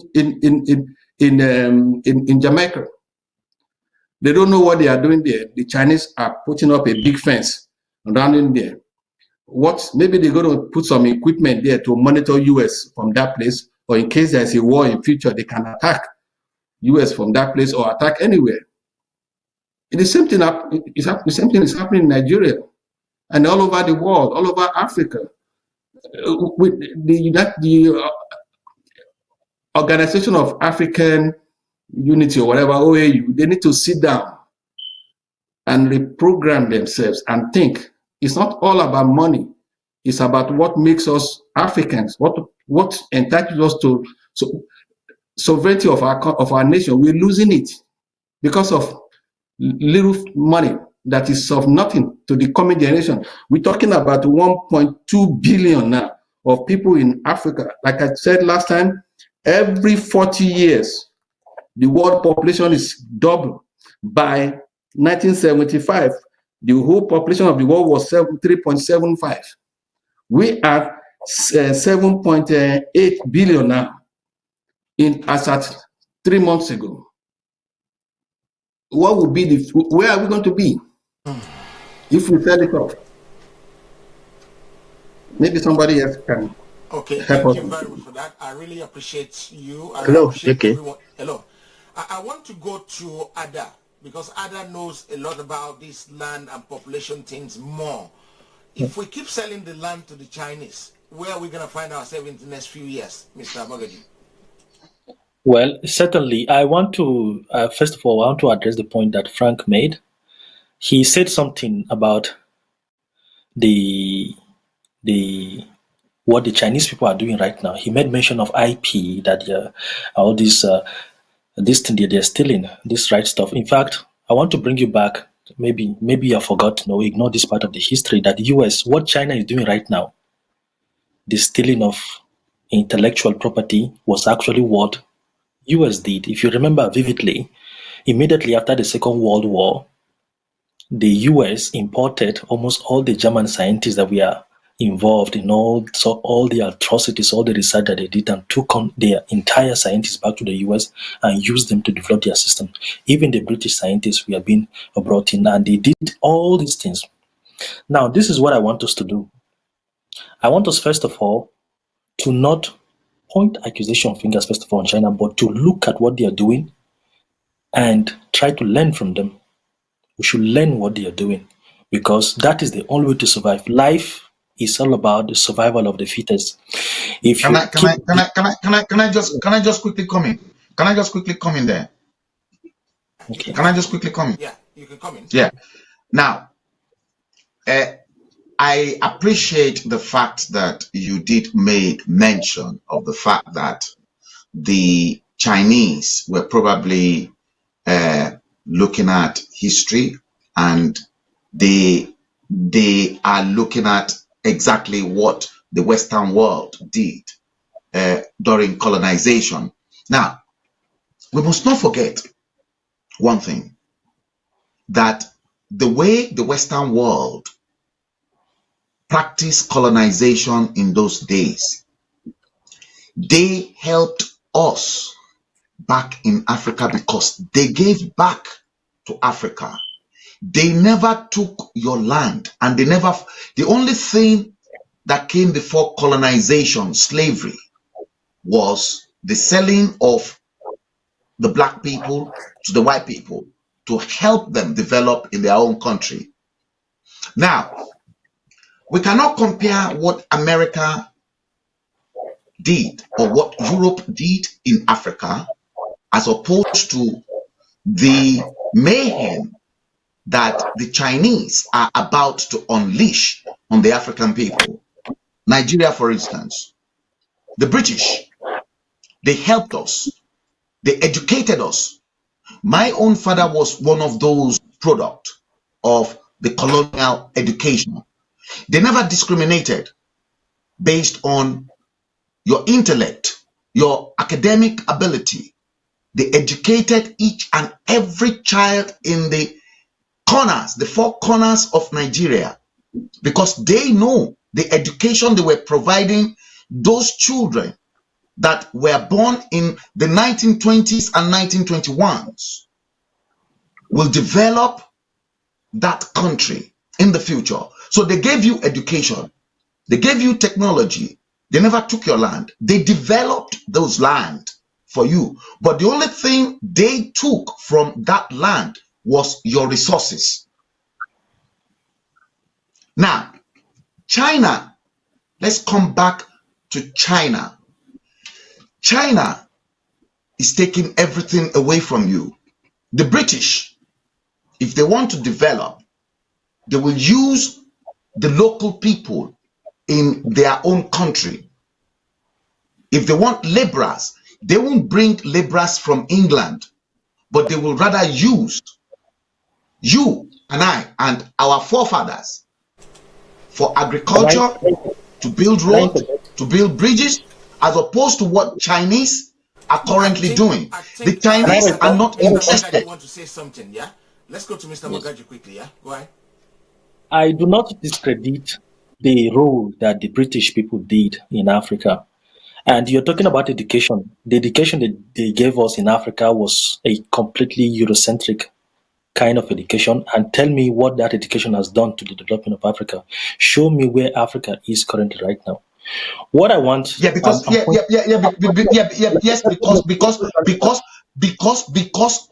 all the leaders are stupid and they are messed up. If they look, let us look at India. Let us look at India. Let us look at India. India, the same way we were treated in Africa, the Europeans treated the Indians the same way. The Indians, you know what the Indians did? The Indians, all they did was throw the Bible at the colonialist. We don't want your Bible. What we want is your education and the technology. They took that education, they took the technology, and that's why India is now having to recolonize the Western world. Who pioneered the electric cars? India. Let's give Magaji some chance as well, yeah? Let's hear from him more, because I think he's got some few things burning inside him. This is my point. Is very simple. You understand what actually happened. Let me just give you this example. Maybe you will remember this. Chiang Kai-shek was the opponent of Mao Zedong during immediately after the Second World War, for 1945, around 1948, when the Cultural Revolution started. Chiang Kai-shek was the opponent. He was one of the most progressive thinking leader. He was very close to the West. Americans took him, trained him, equipped him with billions of dollars and ammunition, and pushed him back to go to China. They told him, go and install democracy in China. That was what they said. He took the money. He didn't fight his own people. He went and dumped the ammunition and dumped everything. That was, if not because of that particular historical event, China would have been a divided kingdom right now, being controlled by the Americans. He took that money, dumped everything into Mao Zedong, and that was when the PLO army took over some of this ammunition. That is what led to the creation of the Republic of Taiwan today. So these are Yeah. Chinese people who did not give up to the manipulation of the US as of that time. And then they stood within the system of fighting each other. They were not. In fact, there was a political analyst thought that Chiang Kai-shek was actually a spy, that he was actually sent intentionally to US to bring them close, to do as if he was going to work for them. Meanwhile, he's actually serving the interests of his own people. And right now, they're even planning to reclaim back Taiwan, back to annex it back into China. So the point I'm making here is these people are smart, these people are dogged, these people are working for the development of their land. We should learn from them. We should observe what they did. What you also talk about, you saw I don't really think, with Taiwan, I will say yes, we can learn from Taiwan, but I don't really think there's anything for us to learn from China, because let me put it this way. we have We've a got lot to learn from China. We have a lot because you know what they did when the Western capitalist system started moving back to China? They forced them, they practiced what known as technology transfer. They forced them. The Western capitalist system will have already pushed all their companies to Africa if Africa was stable. But Africa, as of 90s, 80s, 70s, it was coup d'etat everywhere. Did I not say that? Did I not say that? Yeah, because African leaders are stupid. You say that because we gave in into their own democratic. Look at Nigeria, for example. In Naira was changed. Naira was changed from pounds. We have I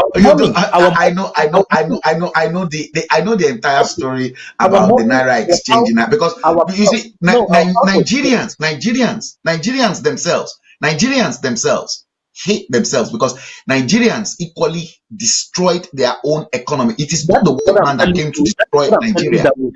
That is what I'm telling you, that we have a lot to learn from China, from the way they were united instead of fighting each other, giving into the manipulation of the Western world. This is the reason why I tell you I respect these people. They didn't give into the manipulation, and this is the reason why China is so powerful today and stood as a huge stumbling block to the US today, because they didn't give into the manipulation. And in fact, they don't have Google, they don't even have Facebook. They created all their systems. So Africa has a lot to learn from China.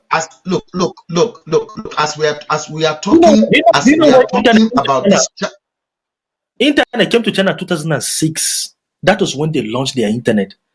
The entire country of China. I know. That was why I said in the 90s. In the 90s, I know.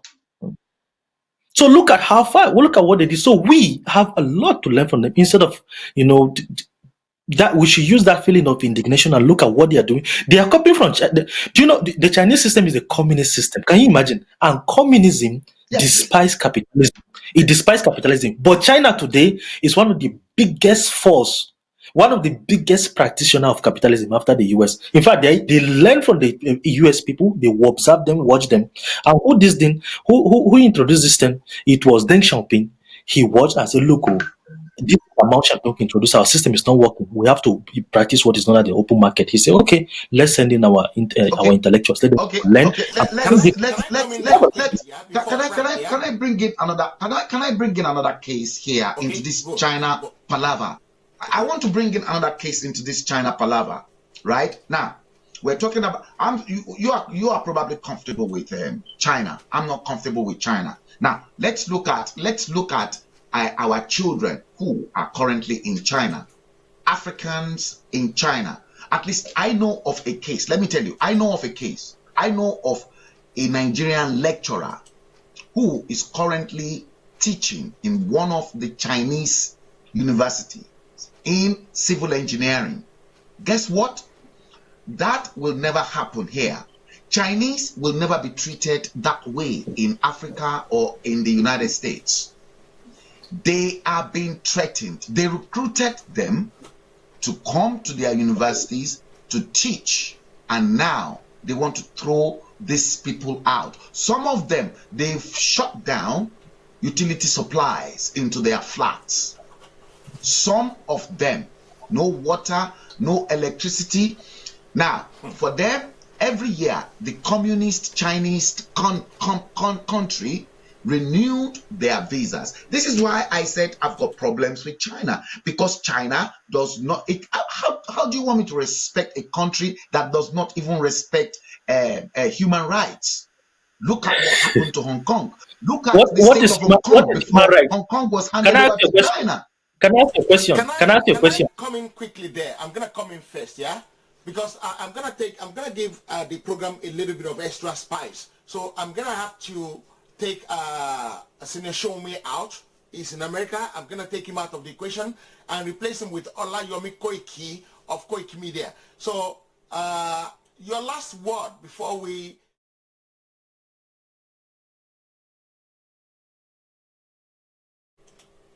I think we lost him already. We just lost him there.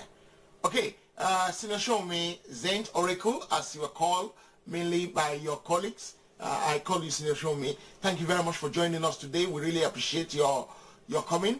It is nice having you on the show. I'm going to go back to Mr. Mogaji and Frank Bello to continue where they left it while I try and bring Olayomi Koiki in. Go ahead. Yeah. So Like I I was was.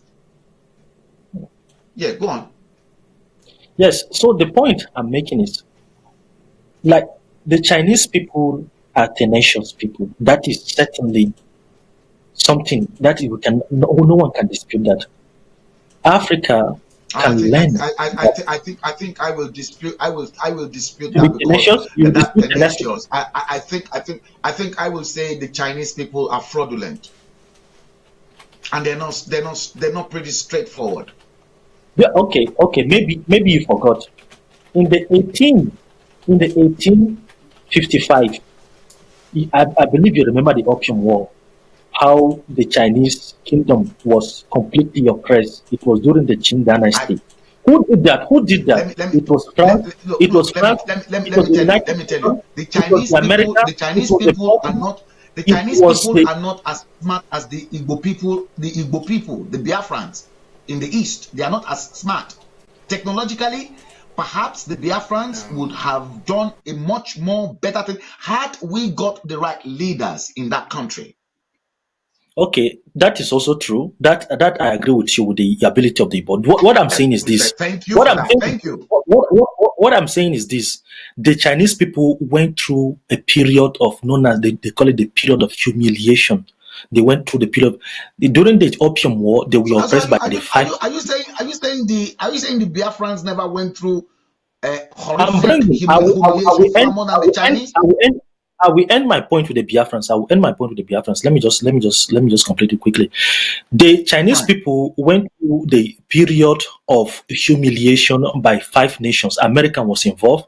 They destroyed the Chinese civilization completely during the Opium War, oppressed them, and the thing continued till 1935, 36, 37 during the Japanese occupation of China. Do you know how many people died? 45 million people died of bombardment by the Japanese military system. They even enslaved and Okay, used the Chinese women okay, as sex compared to the workers. okay, let us compare that to the I will end to my those point with that. Biafrans who I will died end, as well. I will end my point with that. I'll end my point with the Biafran.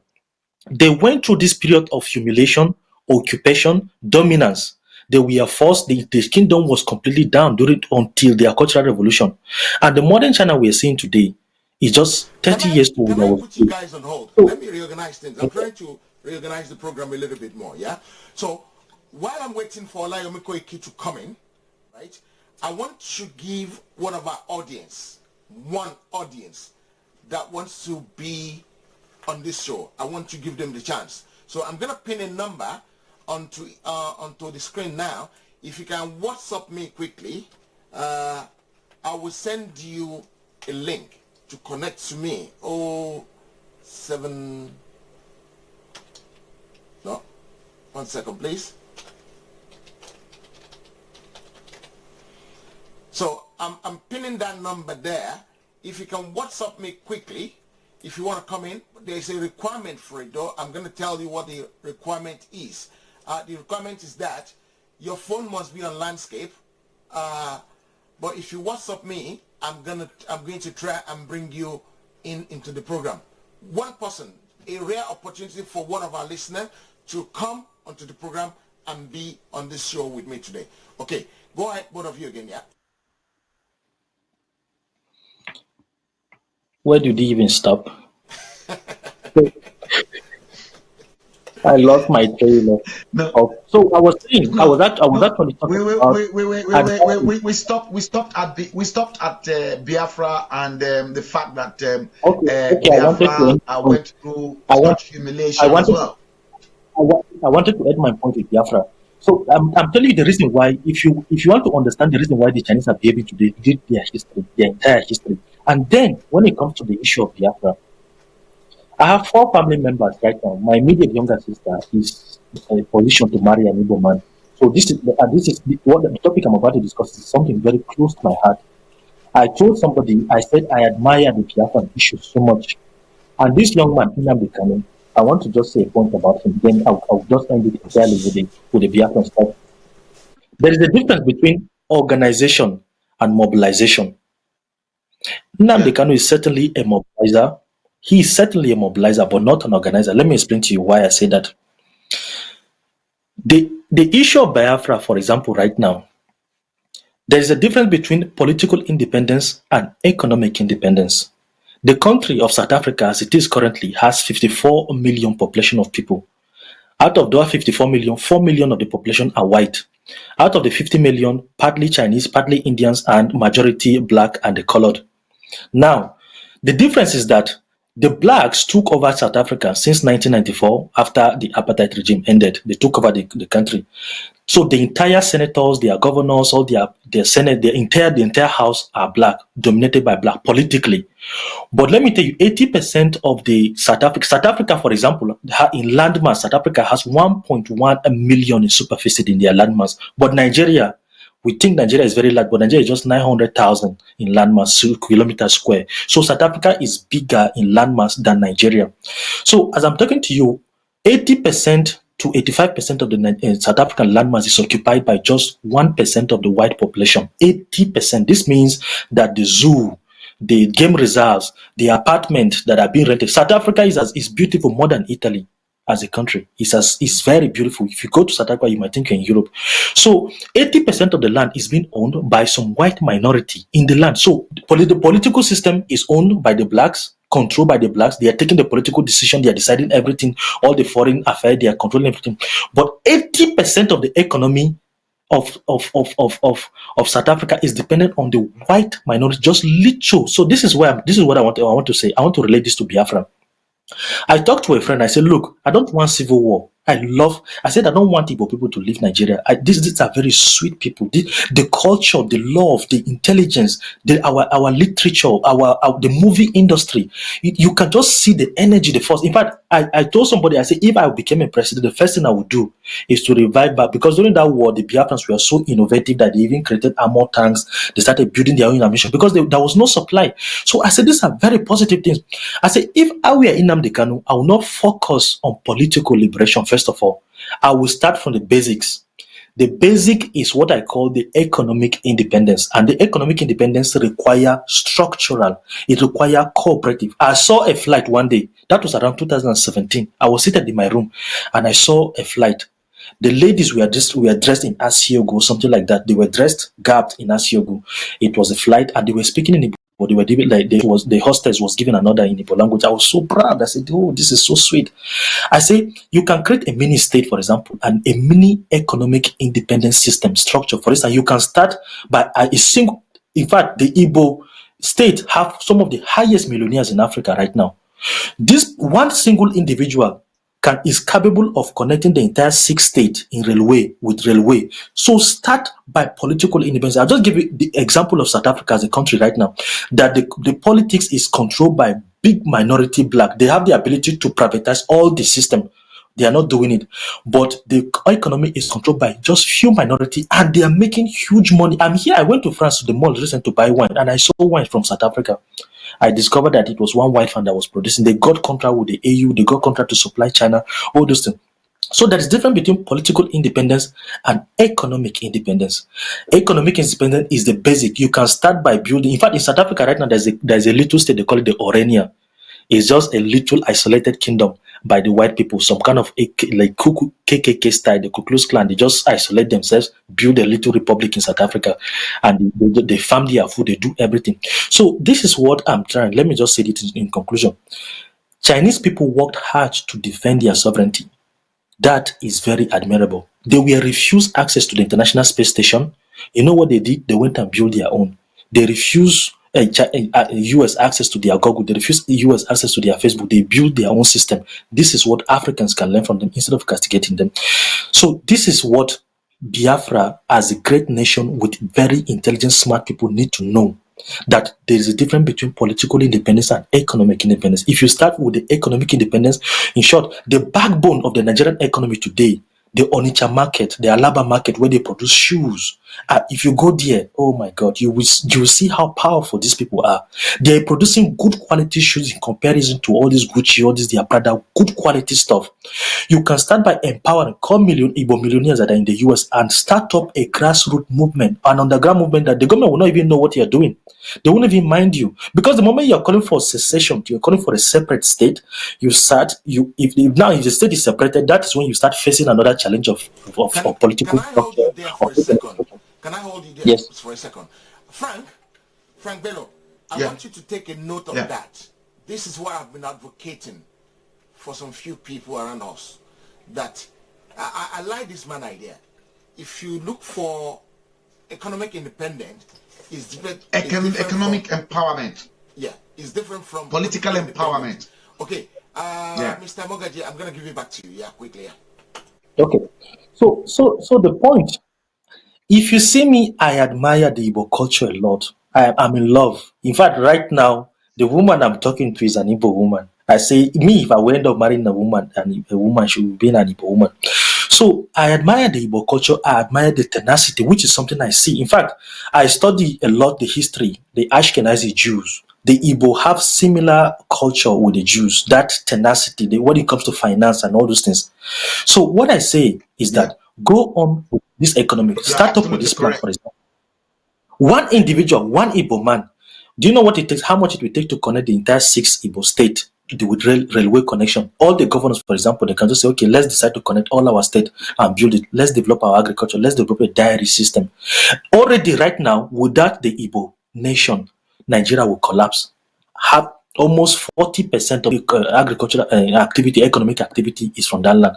So, and me, Yes, it's from that. It's I'm from from that the bit. middle Yeah. belt. Me, as I'm talking to you, I'm from the middle belt. I speak Hausa, I speak Idoma, I speak Tiv language, I speak almost 9 languages. But I look at it, I say, look, these people, if they leave Nigeria, this country is going to collapse. The beauty, the Yeah, power but they're of, going. The They're going problem to I'm leave. having is They that will leave. we're taking some few people out, yeah? Mr. Kone King, I really appreciate your contribution. Let me take your last word on the show for today, because I don't want it to bore you off, because we've deviated a little bit to something more important, something more strategic. I'm sure you are enjoying it, right? Are we becoming boring for Yes, you?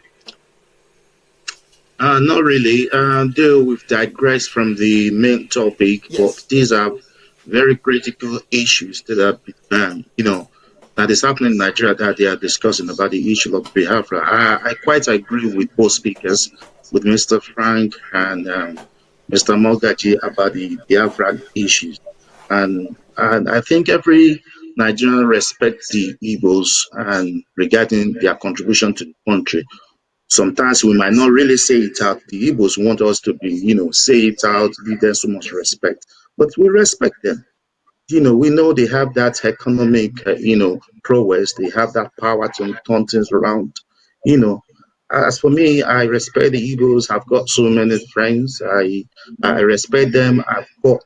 I still discuss the Igbo issue with my uncle who said he went to Aba, and I'll say, why is Nigerian government failing to empower those people? Truly, I think that region is being marginalized. And my brother told me he believed Igbos are not Jews, but they are Indians. That's what he told me. He said Igbos are Indians. Say they have everything in common, that he's been trading with India from the 80s.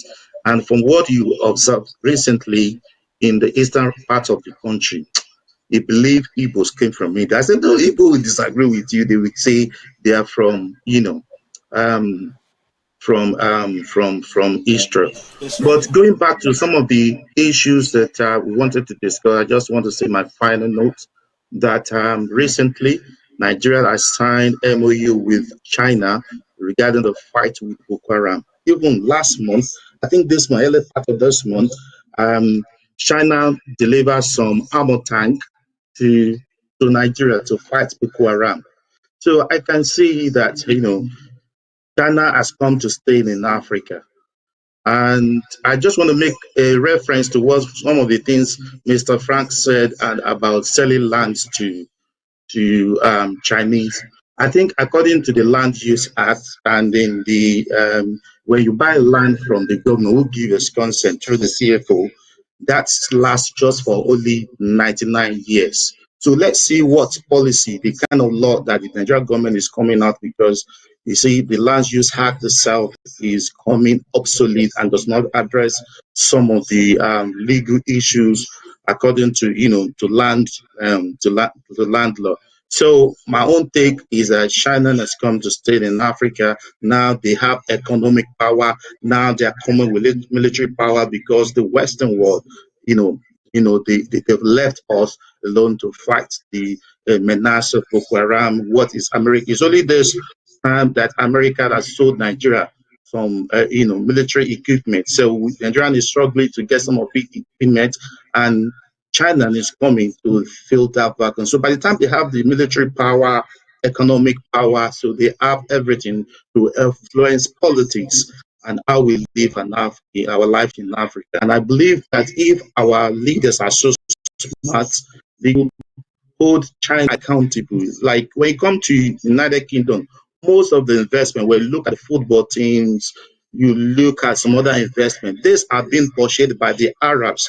But still, that they've got their laws and they can enforce their laws. So the Arabs, the investors that are coming to the country, cannot just shift them and go away. They can't just have their way anything. But the opposite is happening in Africa, when China is gaining the momentum economically and there's no one to help us. Every leadership in Africa, in every country, is running to China. We can see how the successful government in Nigeria, where we talk about Jonathan government now, we have PNB government running to China to get, financial assistance and so on and so forth. So we can't just say we're going to push China away.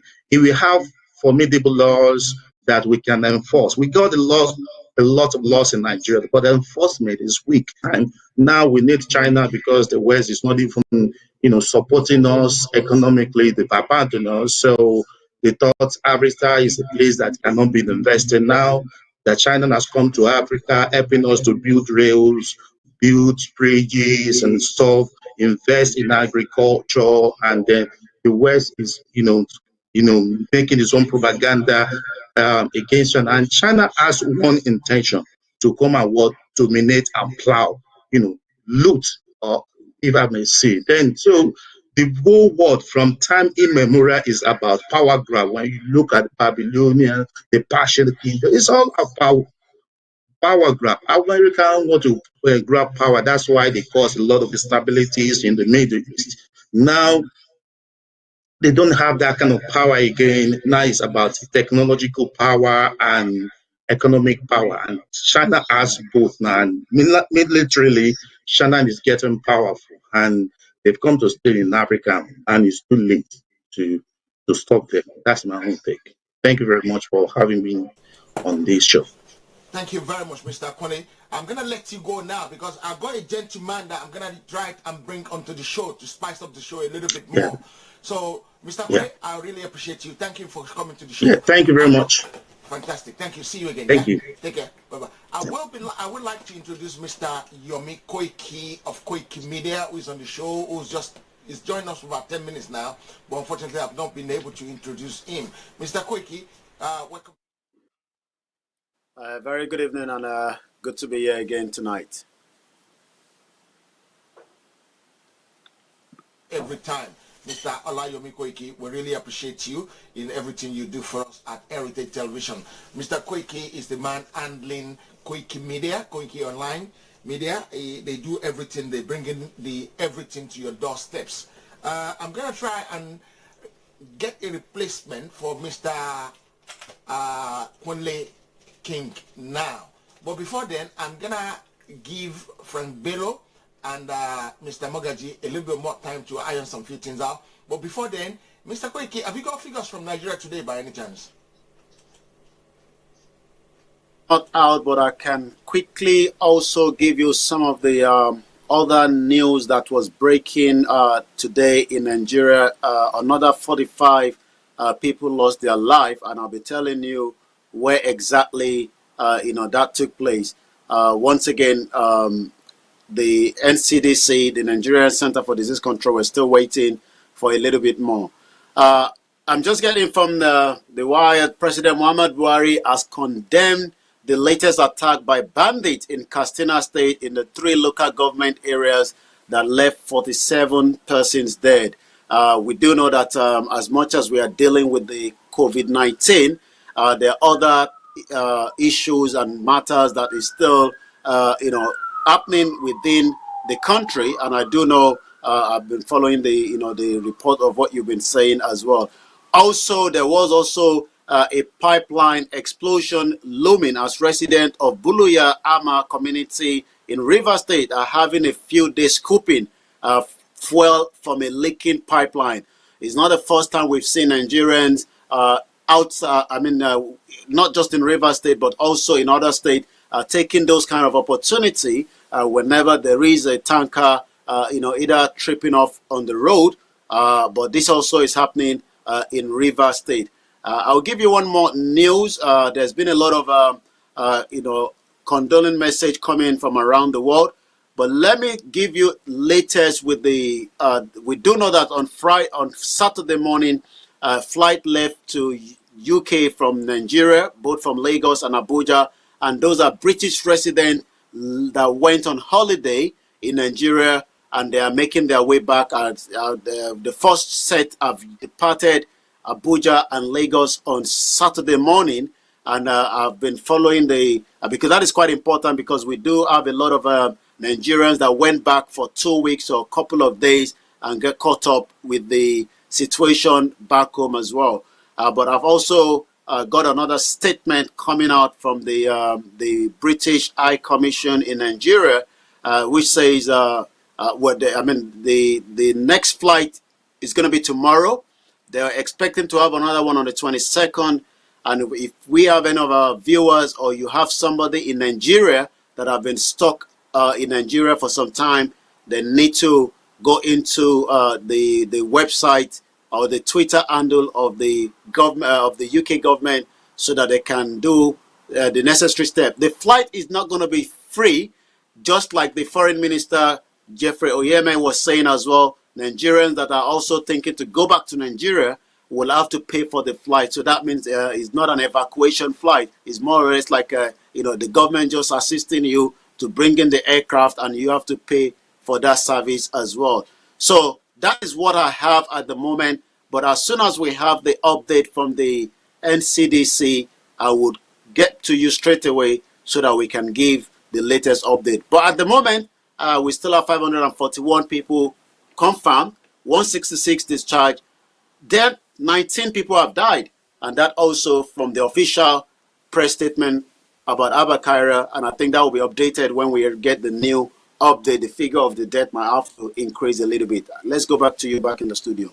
Okay, thank you very much, sir, for that. Otumba, you need to do your phone landscape, please, yeah? Otumba, do your phone landscape, and I will bring you and introduce you straight to the studio.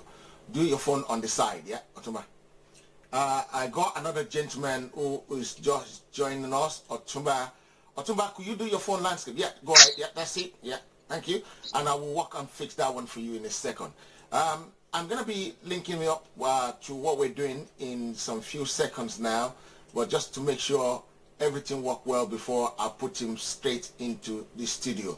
The program is going to eat up a little bit more now, and what I want to do is to bring a new dimension into it a little bit so that we can see what we're doing and how we're doing it together.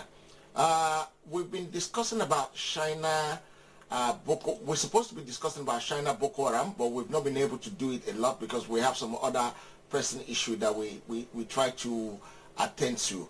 So what I want to do from now on is to go back to what we're supposed to do, and talk about what we want to talk about in reality. Boko Haram in the Chad Basin. Boko Haram in the Chad Basin. That is what we're going to be discussing more now. So let me introduce our new person that's just joined us, Otumba. Welcome to the show, sir. Thank you, sir. Okay. You're new to the program. I'm gonna just do a quick recap because I don't think I gave I did give Olayomiko Ike a befitting introduction when he came in. We now have Otumba who has just joined us.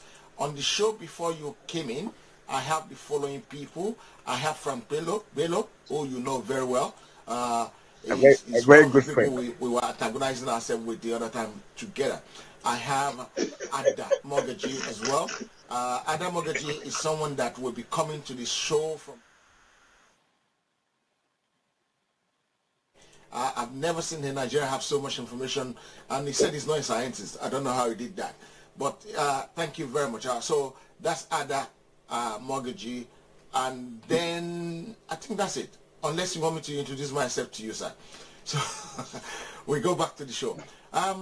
We've not been able to take comment for a long time because must we always want money from other country? What happened to our resources? That's from Maureen. Mike Azubuike said, all a Biafra. I think Mr. Mogaji was trying to correct that one earlier on because sometimes economic independent, like they said, is better than political independent. So maybe that is something, a new song I have to start singing to my people. Cordelia and Tony, all the money they borrow, what did they do? What did they do with it? Our land is not for Chinese.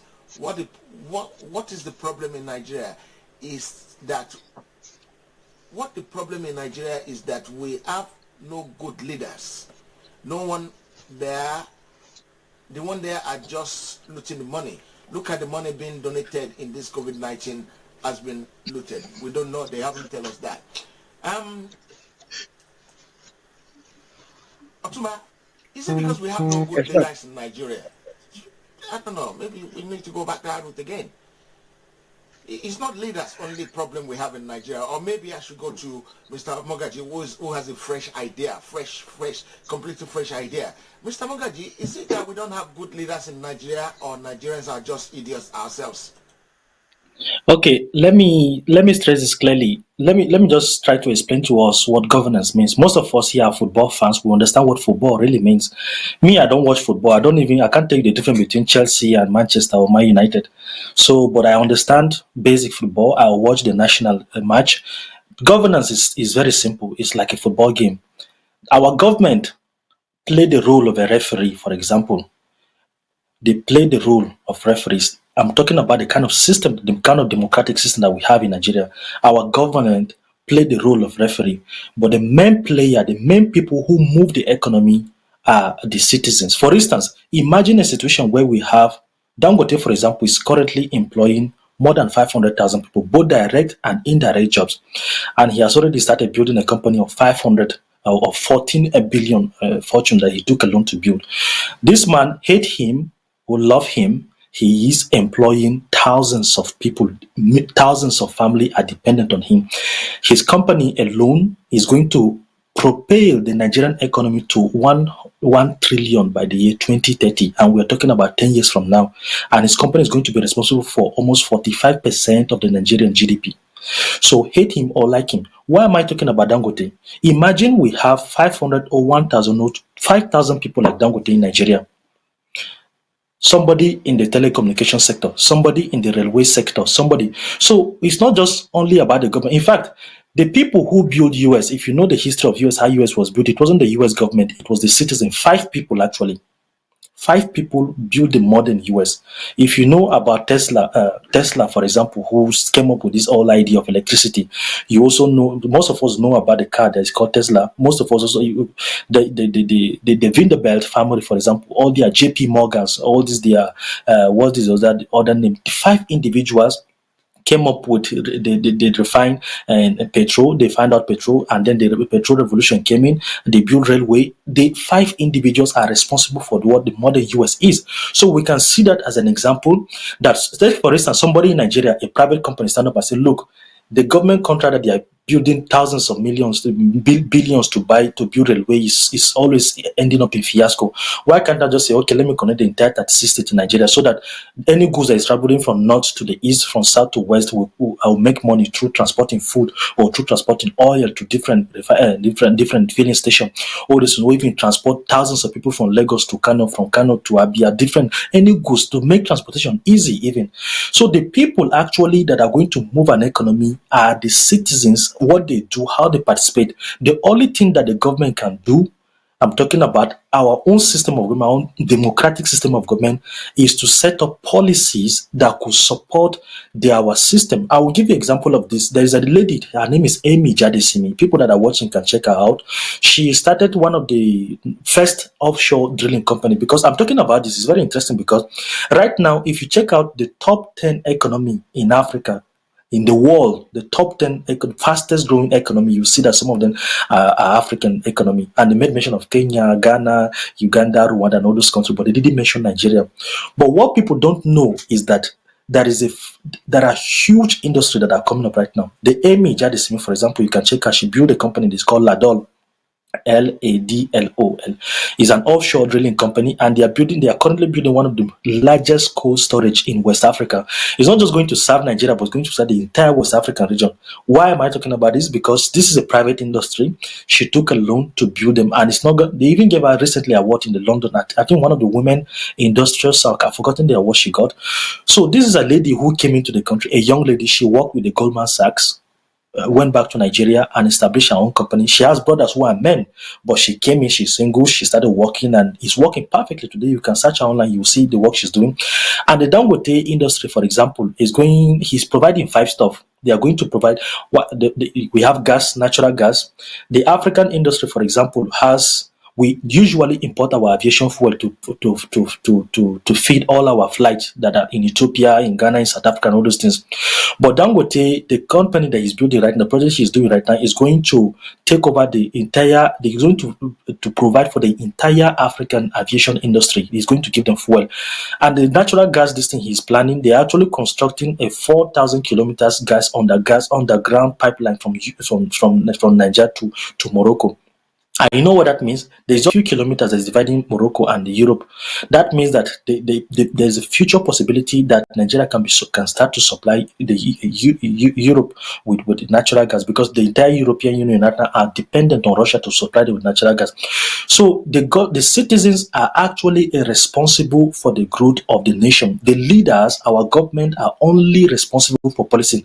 Our leaders cannot provide employment. They cannot do anything. The people who can provide employment are the citizens, who are the industrialists, are the capitalists, are the people who create employment, are the people. Imagine somebody, Dangote is employing thousands of people and is paying them. Right now, his sector, the natural gas sector, for example, Nigeria is using 3,500 megawatts of electricity. So the natural gas plant he's building right now is going to provide 12,000 megawatts additionally to our current national grid that we have. And one thing with electricity, it involves 3 stuff. There is generation, transmission, and distribution. So we already have a system where we're going to feed in the entire nation. And then secondly, he has already partnered with Morocco to provide fertilizer. One thing with fertilizer is that you don't just use. In Nigeria, in Africa right now, we buy fertilizer from other countries. And then fertilizer, you need to use specific fertilizer to feed in the type of soil you're using. There is fertilizer specifically for maize. There's fertilizer specifically for rice, for example. And one of the concrete examples I want to give to you is that in my region, in Nasarawa State, in a little village, they call it Tunga, where me and my father, we farm rice usually there. We came in, and Dangote came in and he said he wanted to farm. He wanted to build one of the biggest sugar factory in Africa. I was skeptical about it. I said, this man is a capitalist. He want to come take our land. My father's land will even be taken in that farm. Stop complaining. But I was very surprised. This man came into my region. He took 700 farmers. 700 farmers, because in my all the sugarcane you see in Nigeria is coming from my region. We supply them with the land are very fertile there.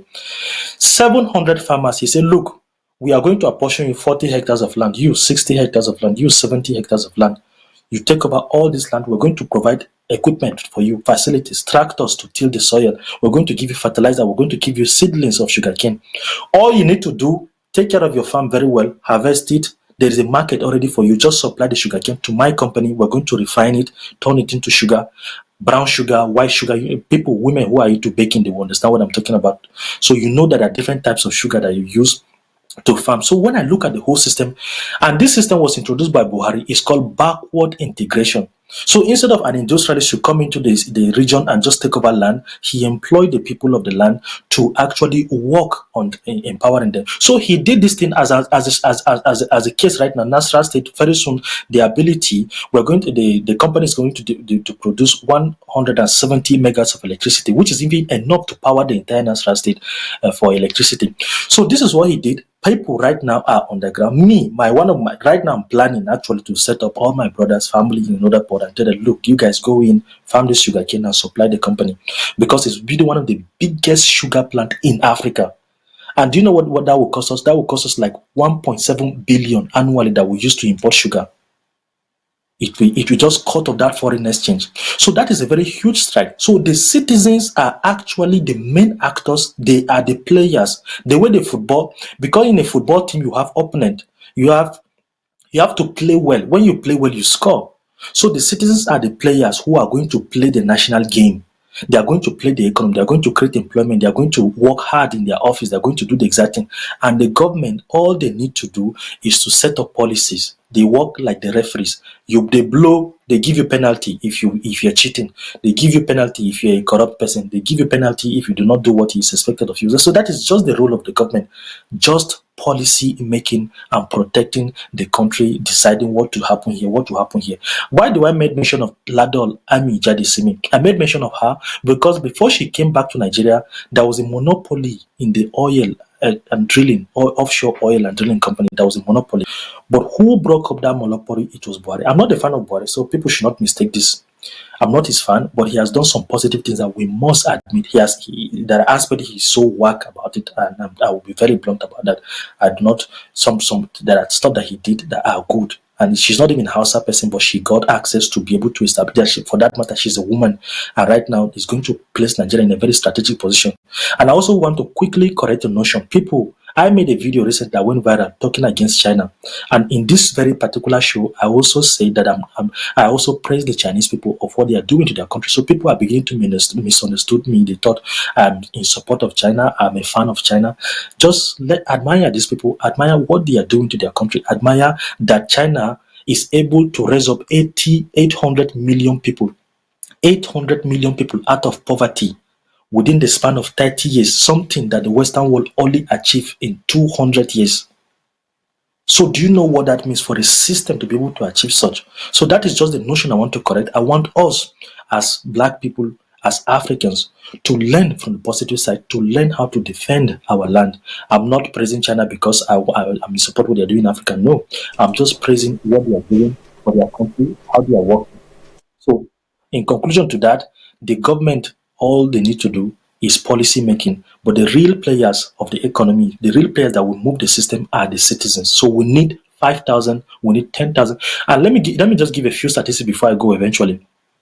China currently has 1.5 million millionaires. Do you get that figure? 1.5 million millionaires. China currently has 500 billion billionaires.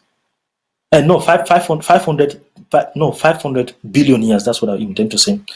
So these are people who are, these people are industrialists. They are creating new employment, new startups. They are working hard, hand in hand with their government is giving a policy to protect them from the American company that are coming to take over their citizens, from the American company that will not pay them well. And by so doing, they are creating more employment to their citizens, and the citizens are working hard. You see them going out. Alibaba, for example, they are going out creating startups, they are creating industry, they are creating other stuff. They are just going out there, and the citizens are working on the ground. They are working hard with the government, creating startups. The government, what the Chinese government need to do is to create policy.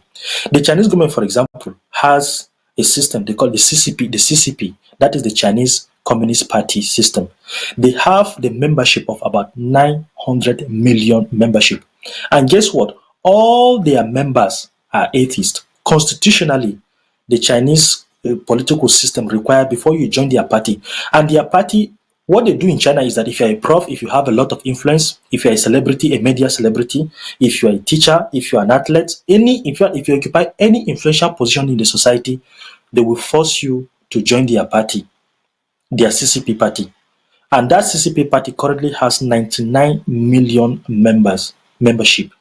So all their university, top most influential university professors are member of this party. And by the constitution of that party, you're not supposed to be an adherent of any form of religion. You're supposed to lose loyalty to anything. Your loyalty lies to that party, straightforward. And what they do in that party is that they indoctrinate them, telling them that, look, yes, France, Germany, UK, this is what they did to us during the opium. In fact, right now, if you go to China, there's a city, I've forgotten the name. They will take you there and they will show you their emperor, his castle, his castle that was bombarded by the Europeans. They did not build it, they left the shambles there. They will take all their political science students and show them that, look, the Europeans came into our land. Look at what they did to our emperor. Look at how they destroy his house. So all their political students are indoctrinated. They will tell them never forget, never forget, never forget. They will tell them that do not allow the West to intimidate us. The Japanese people occupied in 1936-37 until the Second World War started in 1939. They never forget the humiliation. There is what the tension between China and Japan today is because of that historical perspective. So we should look at these people from their historical background, look at the humiliation they went through, look at how they built their country within 30 years, raising up 800 million people out of poverty. Beyond to today, they are growing very quickly, fast, something that the West was unable to achieve for a very long time.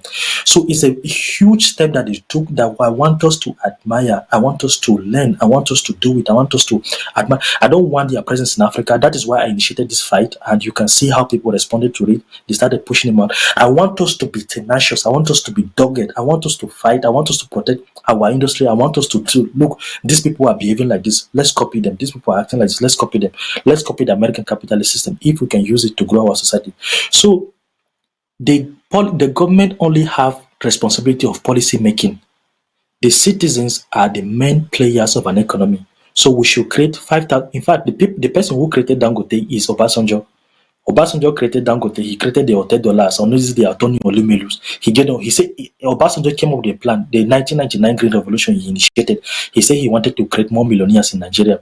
What he did was that he brought up certain individuals and gave them some importation right. That was how Dangote started shoot up and went into. In fact, there was a time Lafarge, a cement company, came into Nigeria. They said they wanted to start up. It was Donald Duke in Calabar. He said they wanted to set up a cement company in Nigeria. Dangote came in and tried to fight. Donald Duke told him that no, we're not going to allow you. He went and met Dangote. Obasanjo said, allow Dangote to, we're going to give priority to our citizens. That's why he set up a policy on the ground to allow the growth of millionaires. And that was what he did to create the 10 millionaires today. So the government has policy, the responsibility to create policy, and the citizens have the responsibility to create employment, to create jobs. So we need to learn from this thing. Thank you. Okay, thank you very much for that. It was very comprehensive. Mr. Frank Bello is taking a lot of notes. He's taking a lot of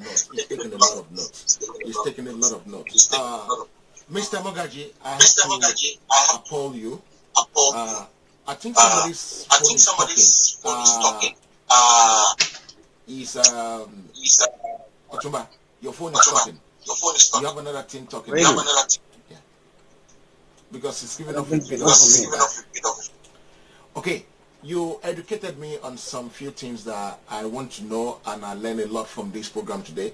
I'm supposed to be the anchor, but I'm actually listening and learning, and I'm sure Mr. Koiki, if he's back, he's not back yet. His phone is dead. He must have learned a lot, and I can see Frank Bello taking a lot of notes as well. Otumba, your phone is still giving the feedback. I can see your phone is still giving the feedback. You can turn the volume down a little bit. Okay. Yeah, turn the volume down a little bit. Okay. Let's go to Frank Bello, because I think Yomi might be back. He's just trying to reboot the system.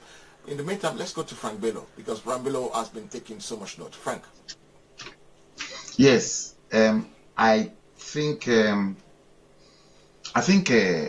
Mogaji has got a special soft spot for China.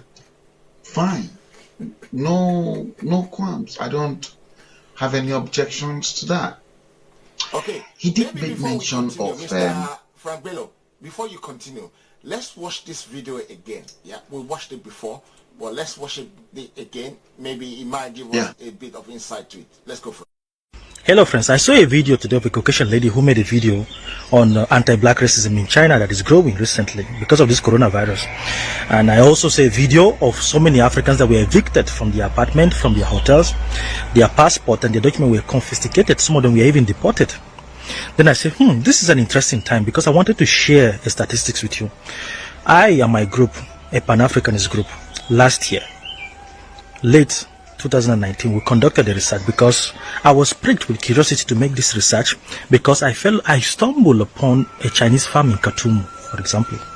Khartoum in South Sudan. A Chinese man occupying thousands of hectares of land in Khartoum and is farming vegetable and exporting it back to China. As I'm talking to you, Google, just type it now, the Chinese farm in Khartoum. You'll see it. Just Google it. So before I do that, let me just give you a few statistics, okay?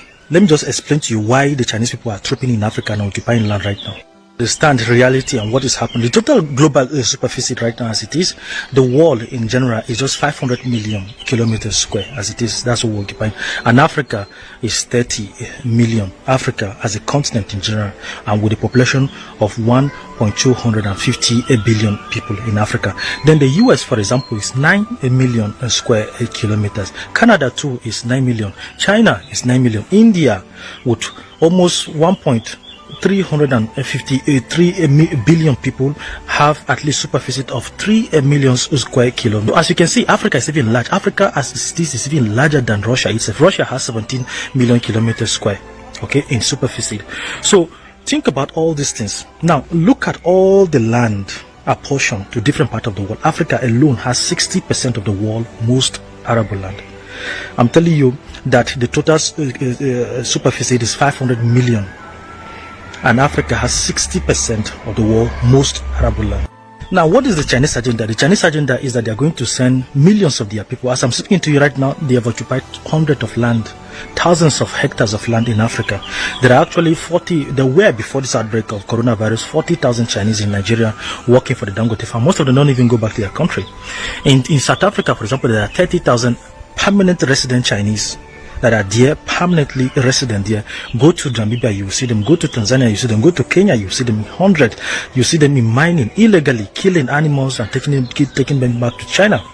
So what is the Chinese agenda? The agenda is that their population is growing and they are going to send in more millions of their people in Africa to occupy land, dominate Africa both economically, okay? While our people are busy doing their politics, China is taking over our land. This thing, I'm very concerned about this, because no African can even occupy an apartment, buy or sell an apartment. You don't even have permanent residence in China. Talk more of getting land. So why are Chinese people buying land in Africa? Why? We spoke with the entire Pan-African research team, and we're going to publish the list of all the hectares, thousands of hectares of land that Chinese people are occupying all over Africa. As I'm talking to you right now, one of our contacts is sending information about the Chinese poultry farm in Ogun State in Nigeria. Okay, another one again is occupying at least 58,000 hectares of land in Namibia. They are farming there, sending it back to China, sending it back to feed their people. But an African cannot even occupy a single, just ordinary apartment in China. We cannot even occupy. So what is the purpose of doing this video? We want to share this as far as we can to sensitize our people, and we're going to publicize all these things. We're going to publish all the land, hectares of land that they're occupying. We're going to mount pressure on the AU and all the African leaders through our activism. We'll mount pressure on them to start watching closely these Chinese people. They are not bringing anything. They are only profiting from Africa. And then they abuse our people. You can see some of them open restaurants, they abuse our people. You can see how they are abusing us in their own land. But we welcome them as royalties in Africa. So this thing of, anti-black racism must stop. If we are not welcoming their land, then they should not be welcome in Africa. Everything, respect, we must respect each other. This is the objective of this video. So I'm counting on you to share this video far and wide. We're going to get the relevant authority. We are already organizing our members all over. We're going to publicize all the thousands of hectares of land they are occupying in Africa and pressure every single government. They must check them. And right now, I'm calling upon the governor of Ogun State. That Chinese poultry farm, you must check these people. You have to check them. They are now farming poultry. They are even farming sorghums. I saw it. Some of them are even farming watermelon and sending it back to China. Some of them even have fish ponds there. But in our own land, we welcome them as residents, but they hate us in their own land. Why is that? Wow, Mr. Frank Bello. Okay? Yes. Let's rephrase what you said earlier on. He has a soft touch for Africa. Is that what you want to say? Yeah. Yeah, I think Mr. Adamagaji's got a very soft spot for Chinese people. I don't, and I don't hide my feelings, I'm afraid. Right. The clip, let me say it emphatically that Can I put you on hold a little bit, Mr. Frank, yeah? What I'm going to do, I'm going to team you and Olayomi Koiki together to argue this one, whether it has soft touch for China. So you will be for and Olayomi will be against. Let's go for it. Olayomi Koiki and Frank Bell. I should be for China, not against. No, you want to be against China, ain't it?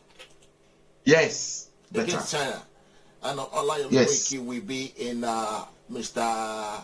Mogadi's shoe and take this one on. And right. It out. Go ahead. Right.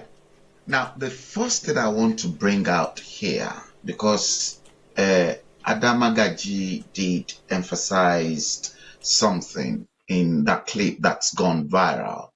I never knew I could be paired with him on this show tonight.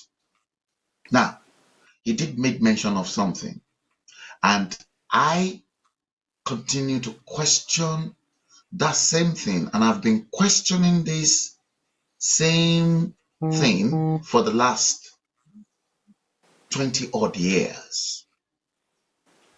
Now, the Chinese, they're grabbing land all over Africa. They're not only grabbing land all over Africa, but they're grabbing your land, and they are grabbing the resources beneath those land, because the struggle and the battle of Africa that's been there since the beginning, slavery, colonization, was all about control of land and resources. The Chinese are just picking up these bits and pieces, and they've learned the story of colonization. And because they've learned the story of colonization and the fact that the Chinese knew that something is paramount to the black race, and the black race will kill, they will do everything based on their experience of history through colonization to kill. And for them to be able to grab the land and the resources in their continent, they need to bribe all their leaders, because from slavery to colonization, something that is paramount about the black race is money. Give a black man a small change, that black man will kill his own child, will kill his own parents, will kill his own community because of what? Money. And that money is exactly what China is passing on to all those rogue leaders who maroon themselves as politicians now, so that they can take control of your land, and your resources. Now, Mr. Adamangaji equally did make mention of the sugar factory. That sugar factory that Dangote is building using the local indigenous labor and farmers in the local area.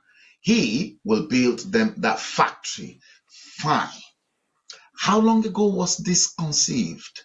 First question. He's going to come back to provide us with that answer. Now, when was that deal signed? And how much will those local indigenous farmers benefit from what Dangote and his manufacturing will make? The farmers, were they to be paid peanut, that they will be unable to sustain their own family, educate their own children, send them to good school? If they need to send them abroad, the way Dangote will send his own children abroad, will they be able to cater for that, knowing fully well that they were the source of raw materials for that sugar factory? I'll leave that. And then Buhari coming into the limelight to propagate that issue of agriculture and the rest of it. I will leave that to one side. Now, let's go into the issue of WAPCO cement. Mr. Magaji, have you heard of a company called WAPCO, West African Portland Cement Company? WAPCO, West African Portland Cement Company, happens to be one of, well, the major cement manufacturing company in Nigeria that service the entire West African region. West African, that's why it was West African Portland Cement Company. I know this because this was one of my accounts that I serviced those days in Nigeria when I was with the Nigerian Yellow Pages. Now, what happened to West African Portland Cement Company? Did Aliko Dangote deliberately killed WAPCO so that he can take monopoly over the cement manufacturing in Nigeria? WAPCO was a multinational, not an individually owned company. Look, I know Aliko Dangote. If Aliko Dangote knows that your company is very good at manufacturing, probably the only thing perhaps he's not going to go into is beverages and alcoholic drink. But if Aliko Dangote knows now or discover that you manufacture fresh juice, to quit, the fresh juice is being consumed by millions of people, let me tell you, Aliko Dangote will look for means and ways to kill your business so that he can take monopoly of your business, because he doesn't want any other business to thrive in a particular area in Nigeria. Now, coming to Aliko Dangote himself, this was somebody I knew in the 70s and the early part of the 80s. He started his career with the old BCCI, Bank of Credit and Commerce International, attached to the Apapa branch. Who made Aliko Dangote? Everything we are hearing of Aliko Dangote today, plus all those stories about, oh, his uncle Dantata borrowed him 100,000 naira. No. Obasanjo made Dangote. Same way IBB made Mike Adenuga. They made them. Adenuga probably wasn't the only multi-billionaire that Babangida even made. Babangida probably created more multi-millionaires and billionaires in Nigeria, far more than Obasanjo himself. and multi-billionaires and millionaires that were spread evenly across the nooks and crannies of Nigeria. WAPCO, what happened to WAPCO? Maybe Nigerians should open up the reasons or try to find what really happened to West African Portland Cement Company. So on this note, I'll hand over to you at the studio.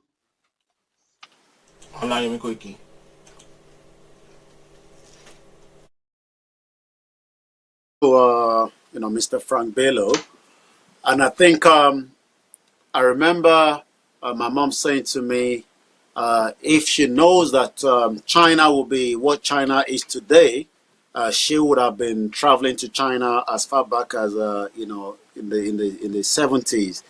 But I think where we are as a global village, we definitely need China to also help. A lot of people have believed that China is taking over Africa, and I don't think China is taking over Africa. What I think we need to be putting in place is allowing them to share, the technology that they're using, because as much as a lot of people would know that the quality that a lot of people see in Abia and Onitsha, which they're quite more than the standard, with the Chinese product. But I think that it's just about the technology aspect of it that we need to also gain from the Chinese. And until we have a government that would also protect the interest of Africa itself.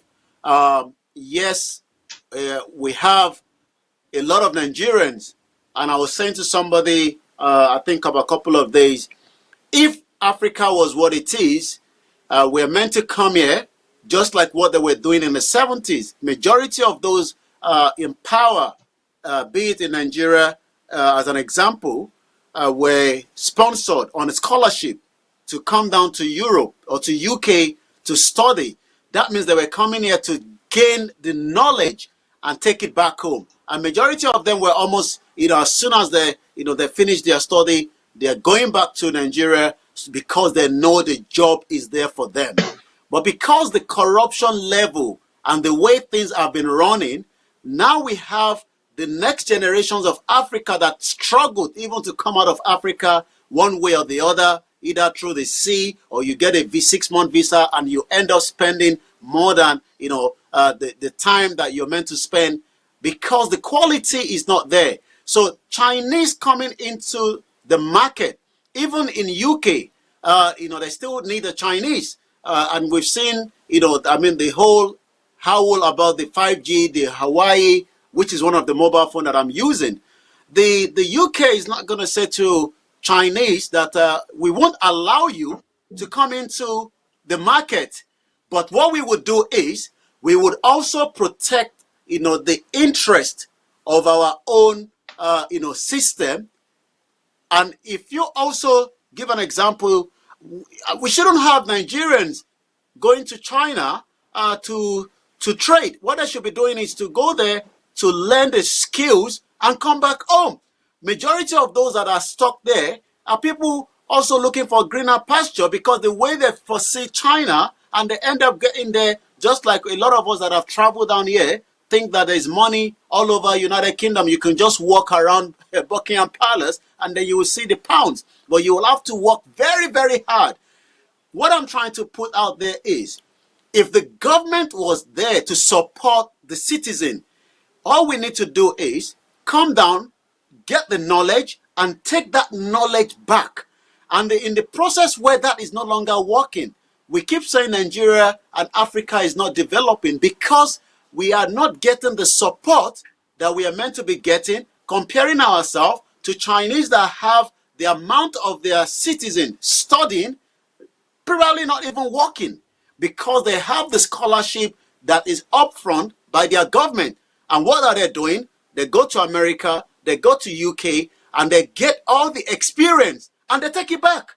and they probably take a look at it and see which one works along with their own system, and the one that they believe that will corrupt the system, they take it out. So what we should be doing is, we shouldn't say because Chinese are coming to Africa, we need their expertise there, but we must make sure that when a Chinese company is operating in Nigeria, we shouldn't have, them heading.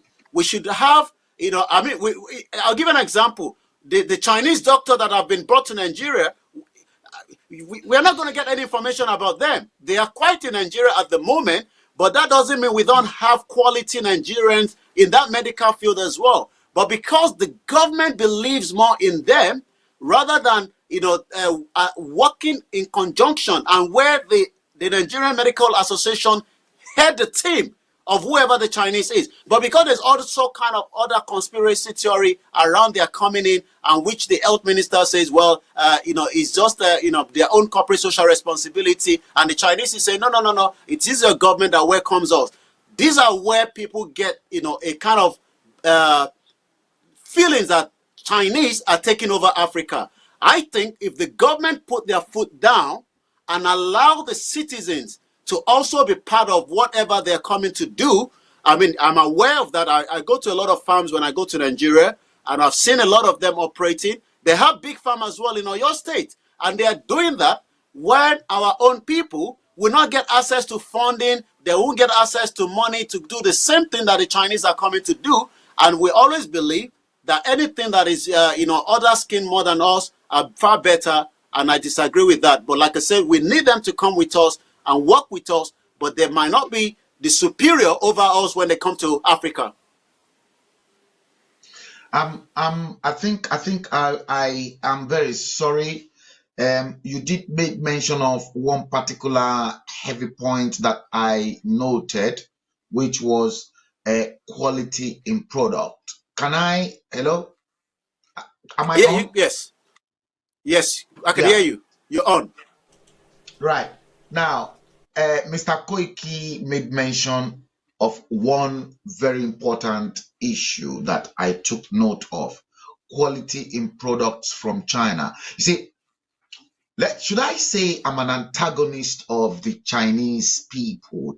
Yes, Frank is an antagonist of the Chinese people, because I know what my people are capable of doing.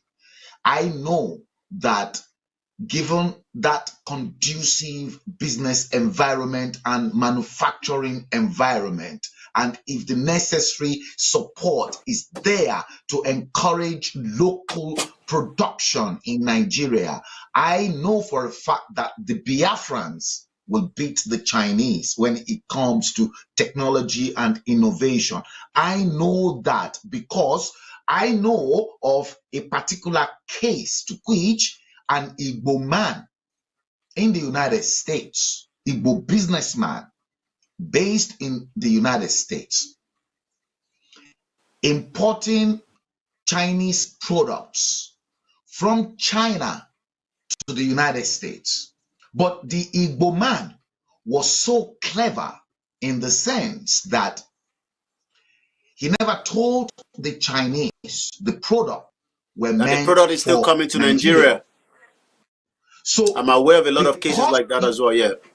So because the product was to land on the American soil, so the quality, Chinese, they've got to meet the U.S. standard quality in manufacturing. Let me come in there. In 2015, I used to sell, the laptop charger. A lot of us have got laptop in our house, and I've got a shop here in 2015-14, a computer shop. And my mom traveled to China on my behalf. And when she got there, she was told what kind of quality that she need. She was sat, when she came back and she said to me, when she said to them she wanted to buy the laptop charger, she just thought, they would just show her. No. They took her down to another unit. They sat her down and they asked her for all kind of specification. And I think the problem is, yes, I do agree that there's a lot of people that have quality in Aba, but the problem is a lot of Africans go there and they refuse to pay the right amount for the quality. And that is why when the product arrives in Nigeria or even here in UK, there's even substandard of people that bring product from China, and sometimes it gets stopped by the control team here in UK. Even as at during this coronavirus, there have been cases of test kit that have been stopped from coming into the country because the quality is substandard. So definitely, who are those individuals ordering those products as substandard? It could be the Chinese living here in UK. I don't know. It could be any other person. But what I'm saying is, when my mom came back and she said to me, she was shocked because the way they sat her down and told her the grades, the quality, and they have to start it all. I mean, and that is when you must have, a lot of money, because the quantity determine also the amount of product that will be put out to you. I quite agree. We have people that can have that same innovation, but the problem has been our own individual people that travel to China and tell the Chinese that they want the substandard, and the substandard gets to Nigeria, it doesn't get checked properly, and it goes into the market, and somebody could use, the water bottle for the little baby, and then it gets, all kind of other medical health and all sort. I mean, what I'm trying to say is, we must not assume that because we can't work with them in Africa, we kind of stigmatize them. We have issues, but the problem, what I'm trying to explain is, I quite agree. Somebody's rerouting. What the person is doing is what they call rerouting, bringing the product, and a lot of people do that as well. They bring it through the UK, proper standard, and then they ship it from here to Africa. I think the problem is our own policymakers and the government and the system there that doesn't have the quality control to know what is coming into the country. And sometimes they've allowed that to flood the market because somebody within the custom control is being bribed. And that means they overlooked whatever is coming into Africa. Okay, guys, thank you very much for that. I've heard every side of the argument. I want to bring Mr. Mogaji into the equation again. And then after Mogaji, I'm going to bring Otumba in. Mr. Mogaji. It's interesting because France think have a soft spot for China, but I think what the most plausible word to describe my behavior is I'm a rational person. I'm rational about it. If you watch the video I made, you can see clearly that this is somebody who detests the activity of China in Africa. Somebody who detests the activity of China shouldn't be a fan of China either. But because I'm rational, I'm able to look at China through historical perspective, study them, understand their behavior, understand why they are doing it, why they decide to come to Africa to behave the way they do. And I'm suggesting that we should not just fight them. We should not be sensational about it. We should fight them logically, study them, understand why they are behaving, and act the way we did. We should give them the same. Because right now, in short, what China is doing right now, do you know what they are doing? It's called vendetta. They are repeating what UK, US did to them in historical perspective. Just look at the history. Look at how they were humiliated. They are giving US their own test of medicine. That is what they are doing right now. They stole from them. They copy their system. Like I told you, capitalism is completely antinomic But to the problem is, communism. now, you know what's going to happen now? After this coronavirus, when everything get opened up again, you know what's going to happen? Yes. Number one, China will lose so many things. And I'll tell you why. America has promised to bring their manufacturing job back to America. Britain is going to bring its manufacturing back to Britain. And I know some few countries in other places of the world will bring their manufacturing job back to their country. Correct. Back to their country. Japan also. Japan has released. If the African leaders can get their acts together, they could benefit from this new world coming. Yes. Can I make a statement? Go ahead. Can I say something? Go ahead. This coronavirus comes with both advantage and disadvantages. The disadvantage is obviously the life we're losing. But this is an opportunity actually for us to look backward into our system. In fact, this is the right time for African country to say, okay, let's fire the Chinese out of our country. We can take, this is the time, the advantages are there for us to do it and take advantage of it and push out at once. And this is what we can do. But the problem is that our government are not looking at the advantage. We're only panicking and asking ourselves. In fact, only this time, I don't know if I should be pessimistic or optimistic about the future of China. I've seen Japan. They have already awarded 2 billion to companies that want to come back to Japan for manufacturing. So this is what will happen actually. China, they have the robustness, they have the population, they have the motivation to continue remaining the world supply chain. I don't know if any country can actually replace them, because let me explain why I say this. These people right now, they have some of the 5 biggest port. They have already succeeded in captivating all the. In fact, right now, there is another war that is going on right now. It's called the rare earth war that the US is fighting them, because we are gradually moving into an era of electric car. Africa might catch up very late, but the Western world are moving toward that direction, the rare earth. And this is an industry of battery production. They want to produce batteries that can be able to last long for a very long time, for our cars to be able to function, and for maybe electric car and all those things. China alone control 80 to 90% of the world supply of the rare earth mineral that I'm talking to you currently right now. They have already captured all rare earth mining company industry in Africa. Before, it was US that dominated this thing. What did they do? They gave up their right because it was too expensive to mine them. They gave up the right because it demanded a lot of energy and all those things. So China currently captivated, and US doesn't even have access to certain minerals that China is producing. So the next industry, the next global industry, the automobile industry that are going to, all this gasoline, all these cars that are emitting CO2 and other stuff, they are going to be replaced by electric car. And China has accurately, rightly captured that market already. They have already captured the market of electric car right now as we're speaking, and they are taking over completely. So that one, before other industry, we don't have any. The people who actually started the US, they are Ford, for example. We don't have any. The only automobile company in US that can rival China right now is Tesla, and Tesla is into luxury. It's producing luxury cars. It's not into mass production. So to tell you, China will remain dominant for a very long time, and they have already dominated the industry of this aid production. So they are going to remain powerful in that domain. And this 5G, even in this 5G, they have the capacity. US equally do have 5G, but China has one of the largest capacity. Do you know what they do? They are right now in Africa, occupying all the mines. They are controlling. US was begging them for supply.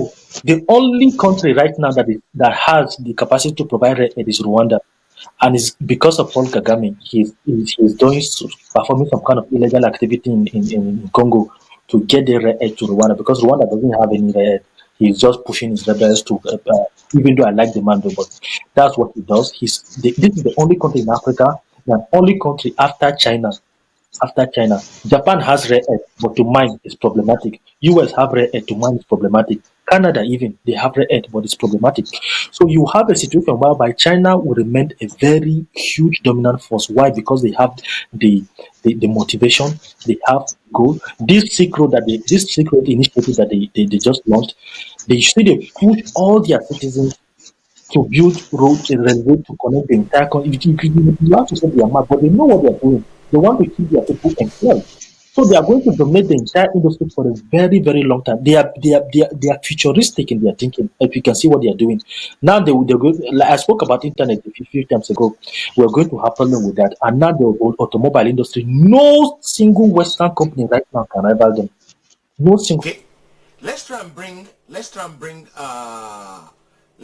Otumba in, because he's been with us for some time now, and I haven't actually get to speak to him at all. Welcome to this. Yes, sir. Oh, thank you very much. I never knew a day would arise whereby I'll say things from the same point of view with Frank Bello, because we've always been on the opposite side of each other when it comes to political discourse. You see, my personal belief is when you want to dine with China, you must have a very long spoon. The Nigerian government, which is an area which I can actually talk about, we have been borrowing money from China, and it appears every time the present government goes to them, they are more than willing to give them whatever it is that they want. They should borrow, they should learn a few lessons from a country called Zambia. Zambia did borrow quite some money from. Are you seeing me, sir? Hello? We can see you. Continue. Yeah, we can see you. We can hear you. Right. Zambia has borrowed so much money from China, and apparently it appears things have been dictated from Beijing. Now they've taken over their electricity. They've taken over their police and most of the banking sector in Zambia. We can go what I'm talking about. China does not just give you anything and expect, and you think you just get away with it. They will let you get away with everything other. Because what they do is, and I understand that the official language in South Africa now is Mandarin. Collateral that you have actually used. Mandarin. Am I right? Hello? Yes, we can hear you. We can hear you, yes. Right. Whatever collateral that you have actually used, they don't give you a chance to get it with, and they will just take that over. So my fear, as far as Nigeria is concerned, we are borrowing money. Nobody actually knows how much the present government has borrowed from them. All we hear is Nigeria is going to China to take 500 million. Nigeria is going to China to take something billion. Please, Alhaji Buhari, Mr. President, let us be very careful and let us be very wary. China is not a country that you deal with and you think you will get away with. Nigeria will not get away with it. And the irony is, the financial institution of the world will make you to comply with whatever you have given to them. As used as collateral. They will come back one day and heaven knows, maybe it will be an NNPC that they will take from us, or power holding country of Nigeria. Please let us be careful as regards how much you borrow from China, and all those who are clamoring that they like the Chinese model. Maybe you're not seeing things from the right perspective. China is not a country to deal with lightly. That's for now. I'll come back to you. Okay, thank you very much for that. Mr. Olaikoki, the figures from Nigeria, have we got it now or are we still pending? Yes, I have the latest coming out of Nigeria just about a few minutes ago. The number doesn't seem to be very good. The number is gone up. 6 minutes ago, Nigerian Center for Disease Control, 86 new cases of COVID-19 have now been reported. 70 in Lagos, 7 in FCT, 3 in Katsina, 3 in Akwa Ibom, 1 in Jigawa, 1 in Bauchi, 1 in Borno State, and that is coming at just about 11:50 p.m. the 19th of April. The total takes us to 627, discharge 170, death 21. Now Lagos have 376, FCT have got 88, Kano State in less than 1 week have got 36, Osun State remain 20, Oyo State has gone from 11 to 16, Edo State has also gone from the last number to 15, Ogun State is fast moving forward as well. We've been talking about Ewekoro Lafarge, and we remember the first index case was from an Italian. Again, a lot of Nigerians have got so much experience, but we tend to use the foreigners to work with some of those industry And the first index case was an Italian that traveled to Iwekoro. He was discharged, but Ogun State stand at 12. Kwara State is coming up, and we do know the reason for that. There has been some kind of discrepancy in Kwara. When one of the professors invited his friend from Lagos to travel to Kwara, nobody knew he was COVID patient apart from the professor that works at the University of Teaching Hospital. And we know what happened. He was buried, and it was exhumed, tested, become positive. Kwara now has gone to 9, and they're still looking for more people in terms of contact tracing. Katsina State, the state of the President of the Federal Republic of Nigeria, has got 12. Bauchi's got 7. Kaduna is got 6. At the moment also, El Rufai has not fully recovered back. Akwa Ibom, there was a kind of dispute between Akwa Ibom about a few weeks back between the Nigerian Center for Disease Control. It stands at 9. Delta State coming up 4. Ekiti State has got 3. Ondo has got 3. Enugu has got 2. River State, we've seen the bulala between the wiki governor and the helicopter pilot factor there, but it seems things have calmed down a little bit. But COVID in River State, Niger has got 2. Benue has got 1. Anambra remains 1.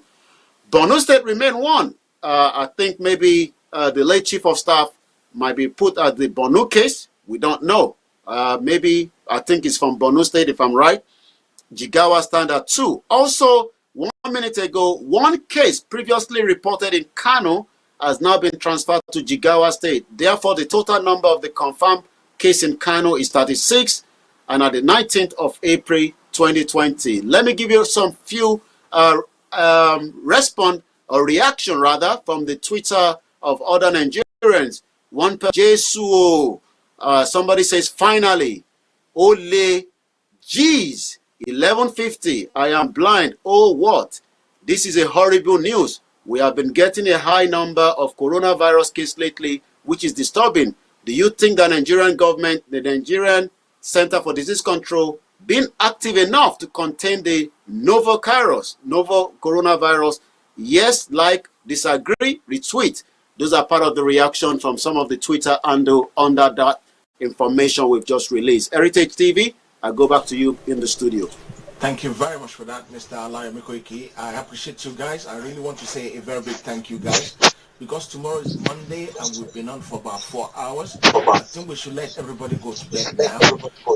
I really appreciate you. I appreciate the man from France, because I only said an hour and a half or so. But this is what we get here when people keep arguing. And the amount of information we're giving ourselves is a lot. And a lot of people are learning either new things. Like me, I learned a lot on this show today than any times I've been on the show. And even the gentleman that came in late, Otuba, I really appreciate you, because I learned a lot from you about the Zambian case as well, because I never know. Is it Zambia? We talk about Zambia. Is it Zambia or Zimbabwe? Namibia. I think Namibia. I think it is Namibia. Namibia, okay. We learned a lot from that. And all the details, I'm now getting worried about this coronavirus in Nigeria. The figure is not residing, it's just keep going up every day. We have a lot of costs for concern there. Gentlemen, I would like to say a very big thank you to you all. Everybody online, I want to say a very big thank you to you all as well. Maybe I should quickly do some few lines from the people online, or maybe I should let Olayomi do some few lines from the people online and thank them personally. Esther Louis Day, I thank you. Jocelyn, I thank you. Liz Azu, I thank you. While I hand over the reading of the comments to Olayomi Koiki, thank you. Well, Akinkuye, warnings from scientists to Africans. That's Akinkuye. Excel Kofo, borrowing all that money, buying new cars for ministers, allowance for senators, unnecessary spending. Also, Akinkuye, Nigeria is sold. We also have Ade, I think Magaji, I think he was inviting somebody else. And also, we have there as well, Iberi. The African leaders are too out. Oh, that was running away. I almost lost that. Okay. Jocelyn Noah, Maureen have been sanctioned now by Facebook. I think probably responding to somebody there. Boss.This, it may not be easy to get Chinese. Okay, I lost that again. It seems the comments are running very fast. I can see somebody says that is the reason we must kick out these inept leaders in Nigeria and Africa. Let's take a few more and come back to you. Esther, only Nigerian leaders, clear, not Nigerians. Lizzie Azu, quite a lot of comment from us. Well, Nigeria is benefiting a lot from Kuro at the moment. Wow. Jocelyn Noah, Oga, we don't want to associate with them. Also, Chinese can make money. Let me take one more, come back to you in the studio, and then I will take that. Says, I think Cordia, Anthony, the Chinese that lock up Nigerians in this lockdown in hundreds, and that is part of some of the comment that have been coming through from our Facebook page, and we really appreciate each and every one of you spending your time with us tonight. Thank you very much for that. I really appreciate everybody. That was fantastically good. I'm going to say one thing and then we're going to close. And this is my sum up. The Chinese are running everywhere. They're running everywhere because there's a reason for them to run everywhere. And one of the reasons they need to run everywhere is because they're planning in advance. They knew their food is running out in their country, resources are running out in their country, and they need to make provision in advance. The problem with us in Nigeria is that we don't make provision in advance, but they have a good foresight. They're making provision in advance. They're running out of land. There's no more land in their country for agriculture. There's no more anything for them. So the problem is, what they try to do there is make a plan on how they're going to do it. So they come to Africa, they take up the land, they farm there, they do all sorts of things, they send it back to their country so that they won't go hungry in their country. The problem with Nigerians is that I'm advocating something for Nigerians, right? You can call me anything you like. I think each state should start a system of saying, send £5 back to your state every month. If you're from your state, send £5 back to your state every month. If you're from Ondo State, send £5 back to your state every month. If everybody does that, and the government cannot make provision for an hospital in Nigeria, your state cannot make provision, then we can go after them. Because that will help to finance. If you have 10 million people in this country, in the diaspora, 10 million Africans, and I'm sure it's far more than that. Anybody knows the figure? As the figure of how many Nigerians in the diaspora? Mr. Mogaji, you have figures? Well, the figures we have are not the figures we have are not verified. And in addition to what you just said, I want to tell our viewers that Nigeria has 92 million hectares of land. 92 million, and our current capacity is just at 41% that we're exploiting and all those things. The rest is just laying fallow like that. So, like you rightly said, China is feed their population with pork meat, they need sorghum, they need soybean. So they are coming to Africa, which is rightly so. Nigeria, 92 million hectares of land. Can you imagine? And it's just there, fallow. We're not doing anything with it. So this is an opportunity for any private individual that is here, even among us right now. Me, I'm going to Nigeria, I want to do agriculture. Find a Chinese man, collaborate and start sending them food there. They will buy them. They will buy because they don't have any choice. So this is what we need to look into. Finding food, doing a collabo with Chinese about things like that might be a dangerous game, because whatever you sell to them, this is why they were making fish, plastic rice. They were making rice, plastic rice.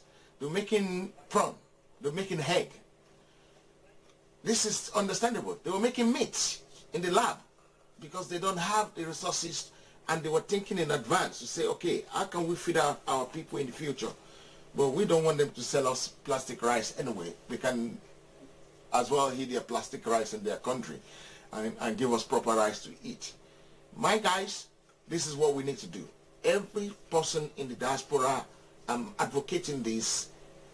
Put £5 back to your state, home state in Nigeria, and insist, or maybe we set up a committee in England and saying, okay, everybody in the diaspora, we want you to give us £5 every month. And if you get each state, and then we allocate that money, 98% of the money, because obviously you need some few of the money to be taken out for administrative purposes. Maybe 98% of the money should go into building hospital for your state. Frank, what do you think? Can I answer that? Okay, you can answer that, please, Mr. Moretti. We don't need for people to be sick. We need to prevent diseases. That's what we need to do first of all. What you suggested is a very beautiful thing, but we need to set up, because our food, first of all, needs to be our medicine. We need to eat the right food and not import food in Nigeria. So the only way we can stay healthy is when you eat the proper food, not GMO food, not food that are genetically modified or poison food. I'm happy the Nigerian food are not yet adulterated by the international food system, unlike South Africa. So we first of all need to prevent disease instead of curing disease. We cannot wait to fall sick before we cure them. We have to prevent it in the first place by living healthy lifestyle, by providing. So in the building hospital will probably be a misplaced priority, if you ask me. We should focus instead on encouraging people. For instance, we can start by limiting the consumption of alcohol, because I see young guys of my age, 25, 27, 29, 28, 30, in short, even to the age of 22, 20, are having pot bellies because of alcohol consumption, which is a very serious issue in Nigeria, and those drug stuff. So we can start by putting our energy into prevention instead of curing, because if you're building hospitals, they might just be there. That means if you build hospitals, that means those hospitals need to be used by sick people. So that means we need more sick people to fall sick so that we push them to the hospital so that they get healed and go out again. No, we don't even want to push them first of all in the hospital. So we need to focus on energy on promoting good health, eating properly, drinking proper water, exercising. The government can do something like General Charles de Gaulle. I don't know if you know about it. It was one of the first France general that took a very decisive decision when he came into power as a prime minister. He banned the consumption of alcohol all over France and introduced the drinking of milk in all their schools. In primary school, they say all children must drink milk, because they had a very serious issue of malnutrition after the Second World War. People were eating their dogs, they were eating their horses, they were eating their dogs, their cat, even rat, even they were using them to eat because there was just shortage of food. So people, because of the depression of the war, they came in, some of them were even traumatized. They started drinking and other things. The man came into power, he banned alcohol completely out of the country. What Nigeria can do, we have a bottle of Gouda is too big. They have to reduce them, make them promote good, healthy lifestyle. So prevention better than curing. That is what I can suggest. Okay, prevention is better than cure. That is very sensible. So, on this note, I would like to thank everybody that's participated in today's program. I really love you with the love of Christ. I want you to understand, loving you with the love of Christ, love you with the love of our nation, love you with the love of Ududua, love you with the love of Africa, love you with Mr. Moderator. Fatherly love. Yeah. Hello, sir. Hello, go ahead, sir. Go ahead. I just chip in 1 minute. One thing here.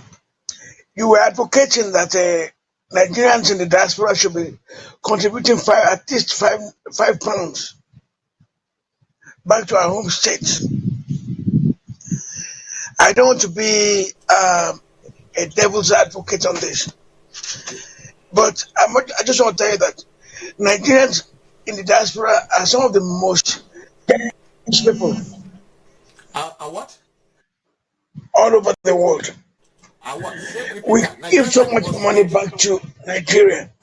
Personally, on average, on a daily basis, I give about 15 to 20,000 naira to various people in Nigeria, and that is no gainsaying.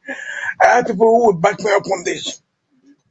But a country whereby some people donated money, it was kept. Money which was meant to be in the bank was kept in the finance office, and that place got burnt. And you're asking us to send money back. Sir, that is not going to work.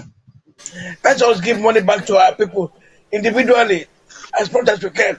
You But to know, the Nigerian government, sorry, I will not donate a penny to that cause. okay.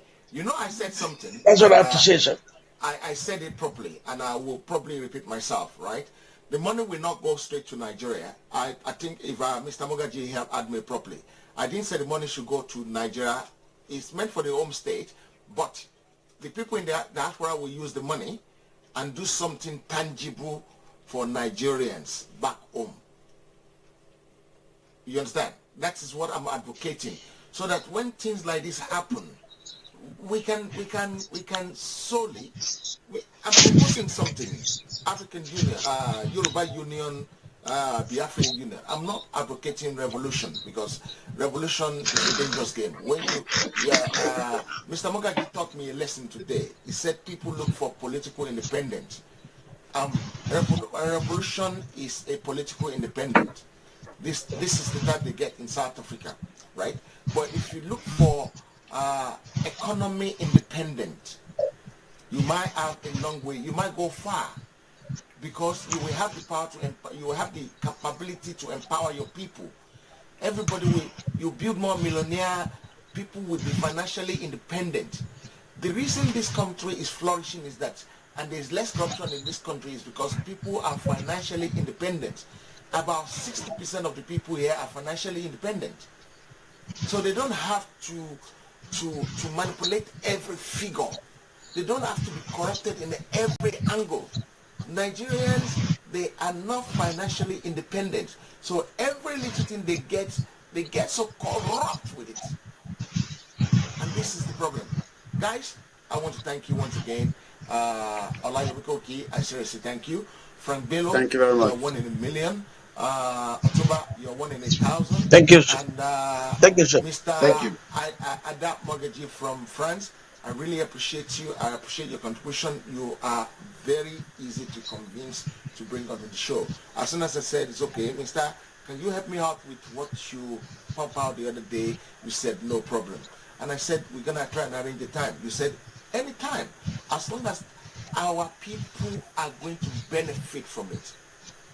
Personally, I benefit from this today because my head is spinning like that with so much information. And I want to thank some few people online personally. Excel, I thank you. Adekola Shole, I thank you. Are you living in the cloud? Ooh, who is that? Someone said, am I living in the cloud? Yeah, they have their reason for saying that. Maybe because I was talking about that money. Revolution is not a dangerous game. That is what Nigeria needed now. Ooh, we already passed the financial revolution. Revolution is good. Maybe financial revolution so that we become independent. Yeah, financially independent. Are they the one that send me a bro? They can only work after this. That can only work after the dissolution of Nigeria. We are no longer advocating for any one Nigeria. Yes, I'm not saying you should advocate for it. Noah, Justin Noah, Noah Tukura, thank you. I thank everyone. Before you go, guys, before you go, seriously, this is serious now. And this is serious, and not just serious, this is important. Everybody on the show today, I want you to do one thing for me. I want you to go onto the page and go to the community. I'm gonna find a way to bring it. I'm gonna get some other people talking, and I'm gonna see whether I can show you exactly what I want you to do on the screen. So, Mr. Olayomikweki and Mr. Frank, take over for about 1 minute, and I will see what I can do with this. What I want to show our audience. Go ahead. Well, as we saw the number rising with the COVID-19, I think more people will have to realize that the reality is real. And let's hope people will, as much as the palliative is not getting to each of the household, that means, like I was saying to someone, I said, I think the next people that will be fighting or shouting or screaming, because there will be another 2 or 3 more lockdown in Nigeria. People might not realize that. They might be cursing or saying all sorts, but the first 2 lockdown has affected the low mileage people, But the third and the fourth lockdown will continue to now come to the elite that probably have spent the little reserve that they have. And now they will start also maybe clamoring for some of those, like what Mr. Yeah, Frank Bello has been talking about. yeah, yeah. We're going to see a situation whereby dog will eat dog. We're going to see a Yeah. situation whereby because already the poor are already knocking on the doors of the rich, and they're writing letters to them to warn them in advance that they're coming. So Yeah. we're going to see a situation whereby Nigeria will become an interesting country to begin to watch from a distance, because here you've got some people, they live in complete affluence, and you've got some people, they live in abject, or should we say perpetual poverty, and they don't have anything, and the government has not been providing, or they're only shouting they are providing them palliatives and the rest of this. Are we going to see, on the other hand, a situation whereby the common man will take over the streets, and anarchy will probably be ignited, And and perhaps from yeah, sorry to put in there, and not even here in UK. From tomorrow, it's going to be free bus for the essential worker. That means all the London buses are free from tomorrow, the 20th of April. And I've just been looking yeah, at some of the essential workers in Nigeria, especially in Lagos, FCT, and Ogun State. How have they been coping getting to work? Because we do know that the transport system is not working. So, do you have yeah, you any see, maybe? Mr. Koiki, we've got a situation whereby the secretary to the federal government of Nigeria does not even know or cannot differentiate between the current pandemic problem. Now, I remembered watching the speaker asking the secretary to the federal government on what the government is prepared to do to help boost the morals of the healthcare workers. And I was extremely surprised that this same man was telling the speaker, Femi Gbajabiamila, that they don't have any provisions, that it's just the normal wages or salaries that they were entitled to, and no other financial inducement to boost their morals, despite the fact that these healthcare workers, the nurses, the doctors, are at the front line of the COVID-19, helping the community. So if they've got that problems in that country, that they cannot even assist. I mean, how much are they paying these nurses and doctors in that country? And the country cannot even afford to even boost the morals of those healthcare workers, say maybe by about the government, thank you, this is an extra 100,000 naira for your help during the COVID-19 period, that you've helped us in the community. Nothing of such. So now you've just made it known that buses, everything will be free to essential workers, the NHS staff. I knew for a fact that Uber and Addison Lee, they had a special arrangement with some of the charity organizations to quit. I think with Uber, one of those charity organizations deposited, I think they said £250,000, and the same thing in Addison Lee. So healthcare workers, through their NHS badge and identifications, can actually book Uber or Addison Lee if they are leaving the hospital after their shift. And most of the time, these taxis will pick them for free. So they don't pay anything. Because I know of somebody who works at Newham, and she's used this service for Services. a few number of times to quit from Newham to where she lives, somewhere around Highbury and Islington. She paid nothing. And These were people that will work extra late sometimes. These guys, they work 12-hour shifts. So thank God that the UK, many charity organizations are I've put helping together. the health. Yes, they're helping the healthcare sector. So if they can do that, your senators, your legislators in Nigeria, they can afford to buy themselves brand new cars, but they cannot afford to even pay those healthcare workers who are at the front line. That is really, really bad. And that is what I call, I don't know, what adjective should I use to describe that? Hmm. I don't even know I don't know how to describe the situation. Should I use that description as a state of decadence paralysis? Because that's the only thing that can come off my head. Over What? to And you, also, if I Speaker. just quickly ask you, we've seen a lot of people in UK wanting to know, and that was part of the briefing with Gavin Williams, the Education Secretary, in terms of the date for schools to be reopened. Why are people so in a hurry for the schools in UK to be reopened?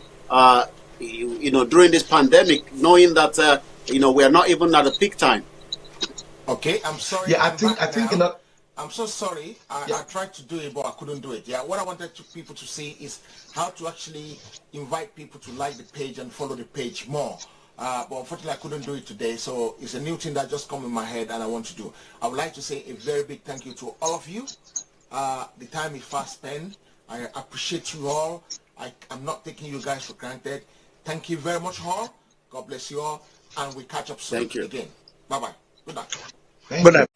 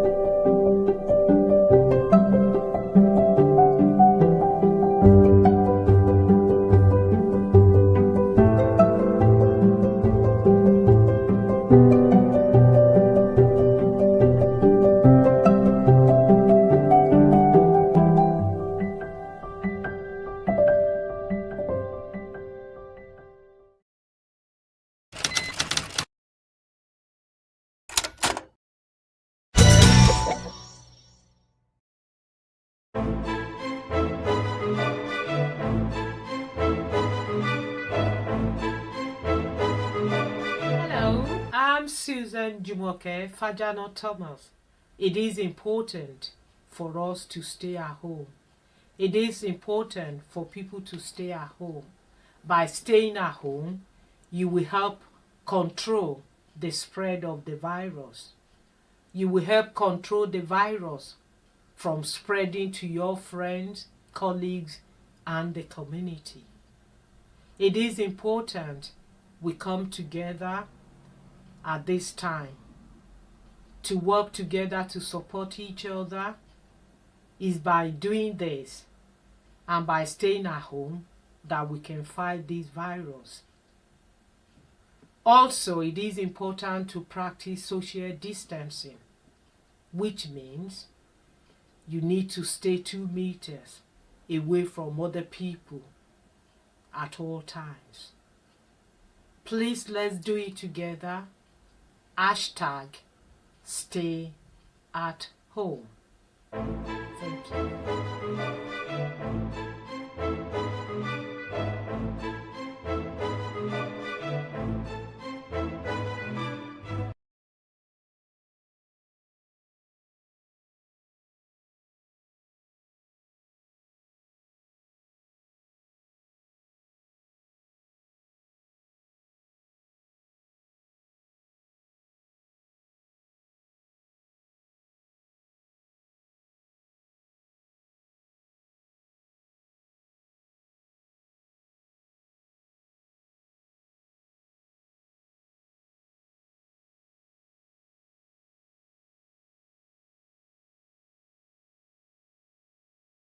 The best. All your functions like birthdays, funerals, weddings, church anniversaries or harvest. Heritage Television is the master. We are in the heart of London with an ultra-modern equipped studio.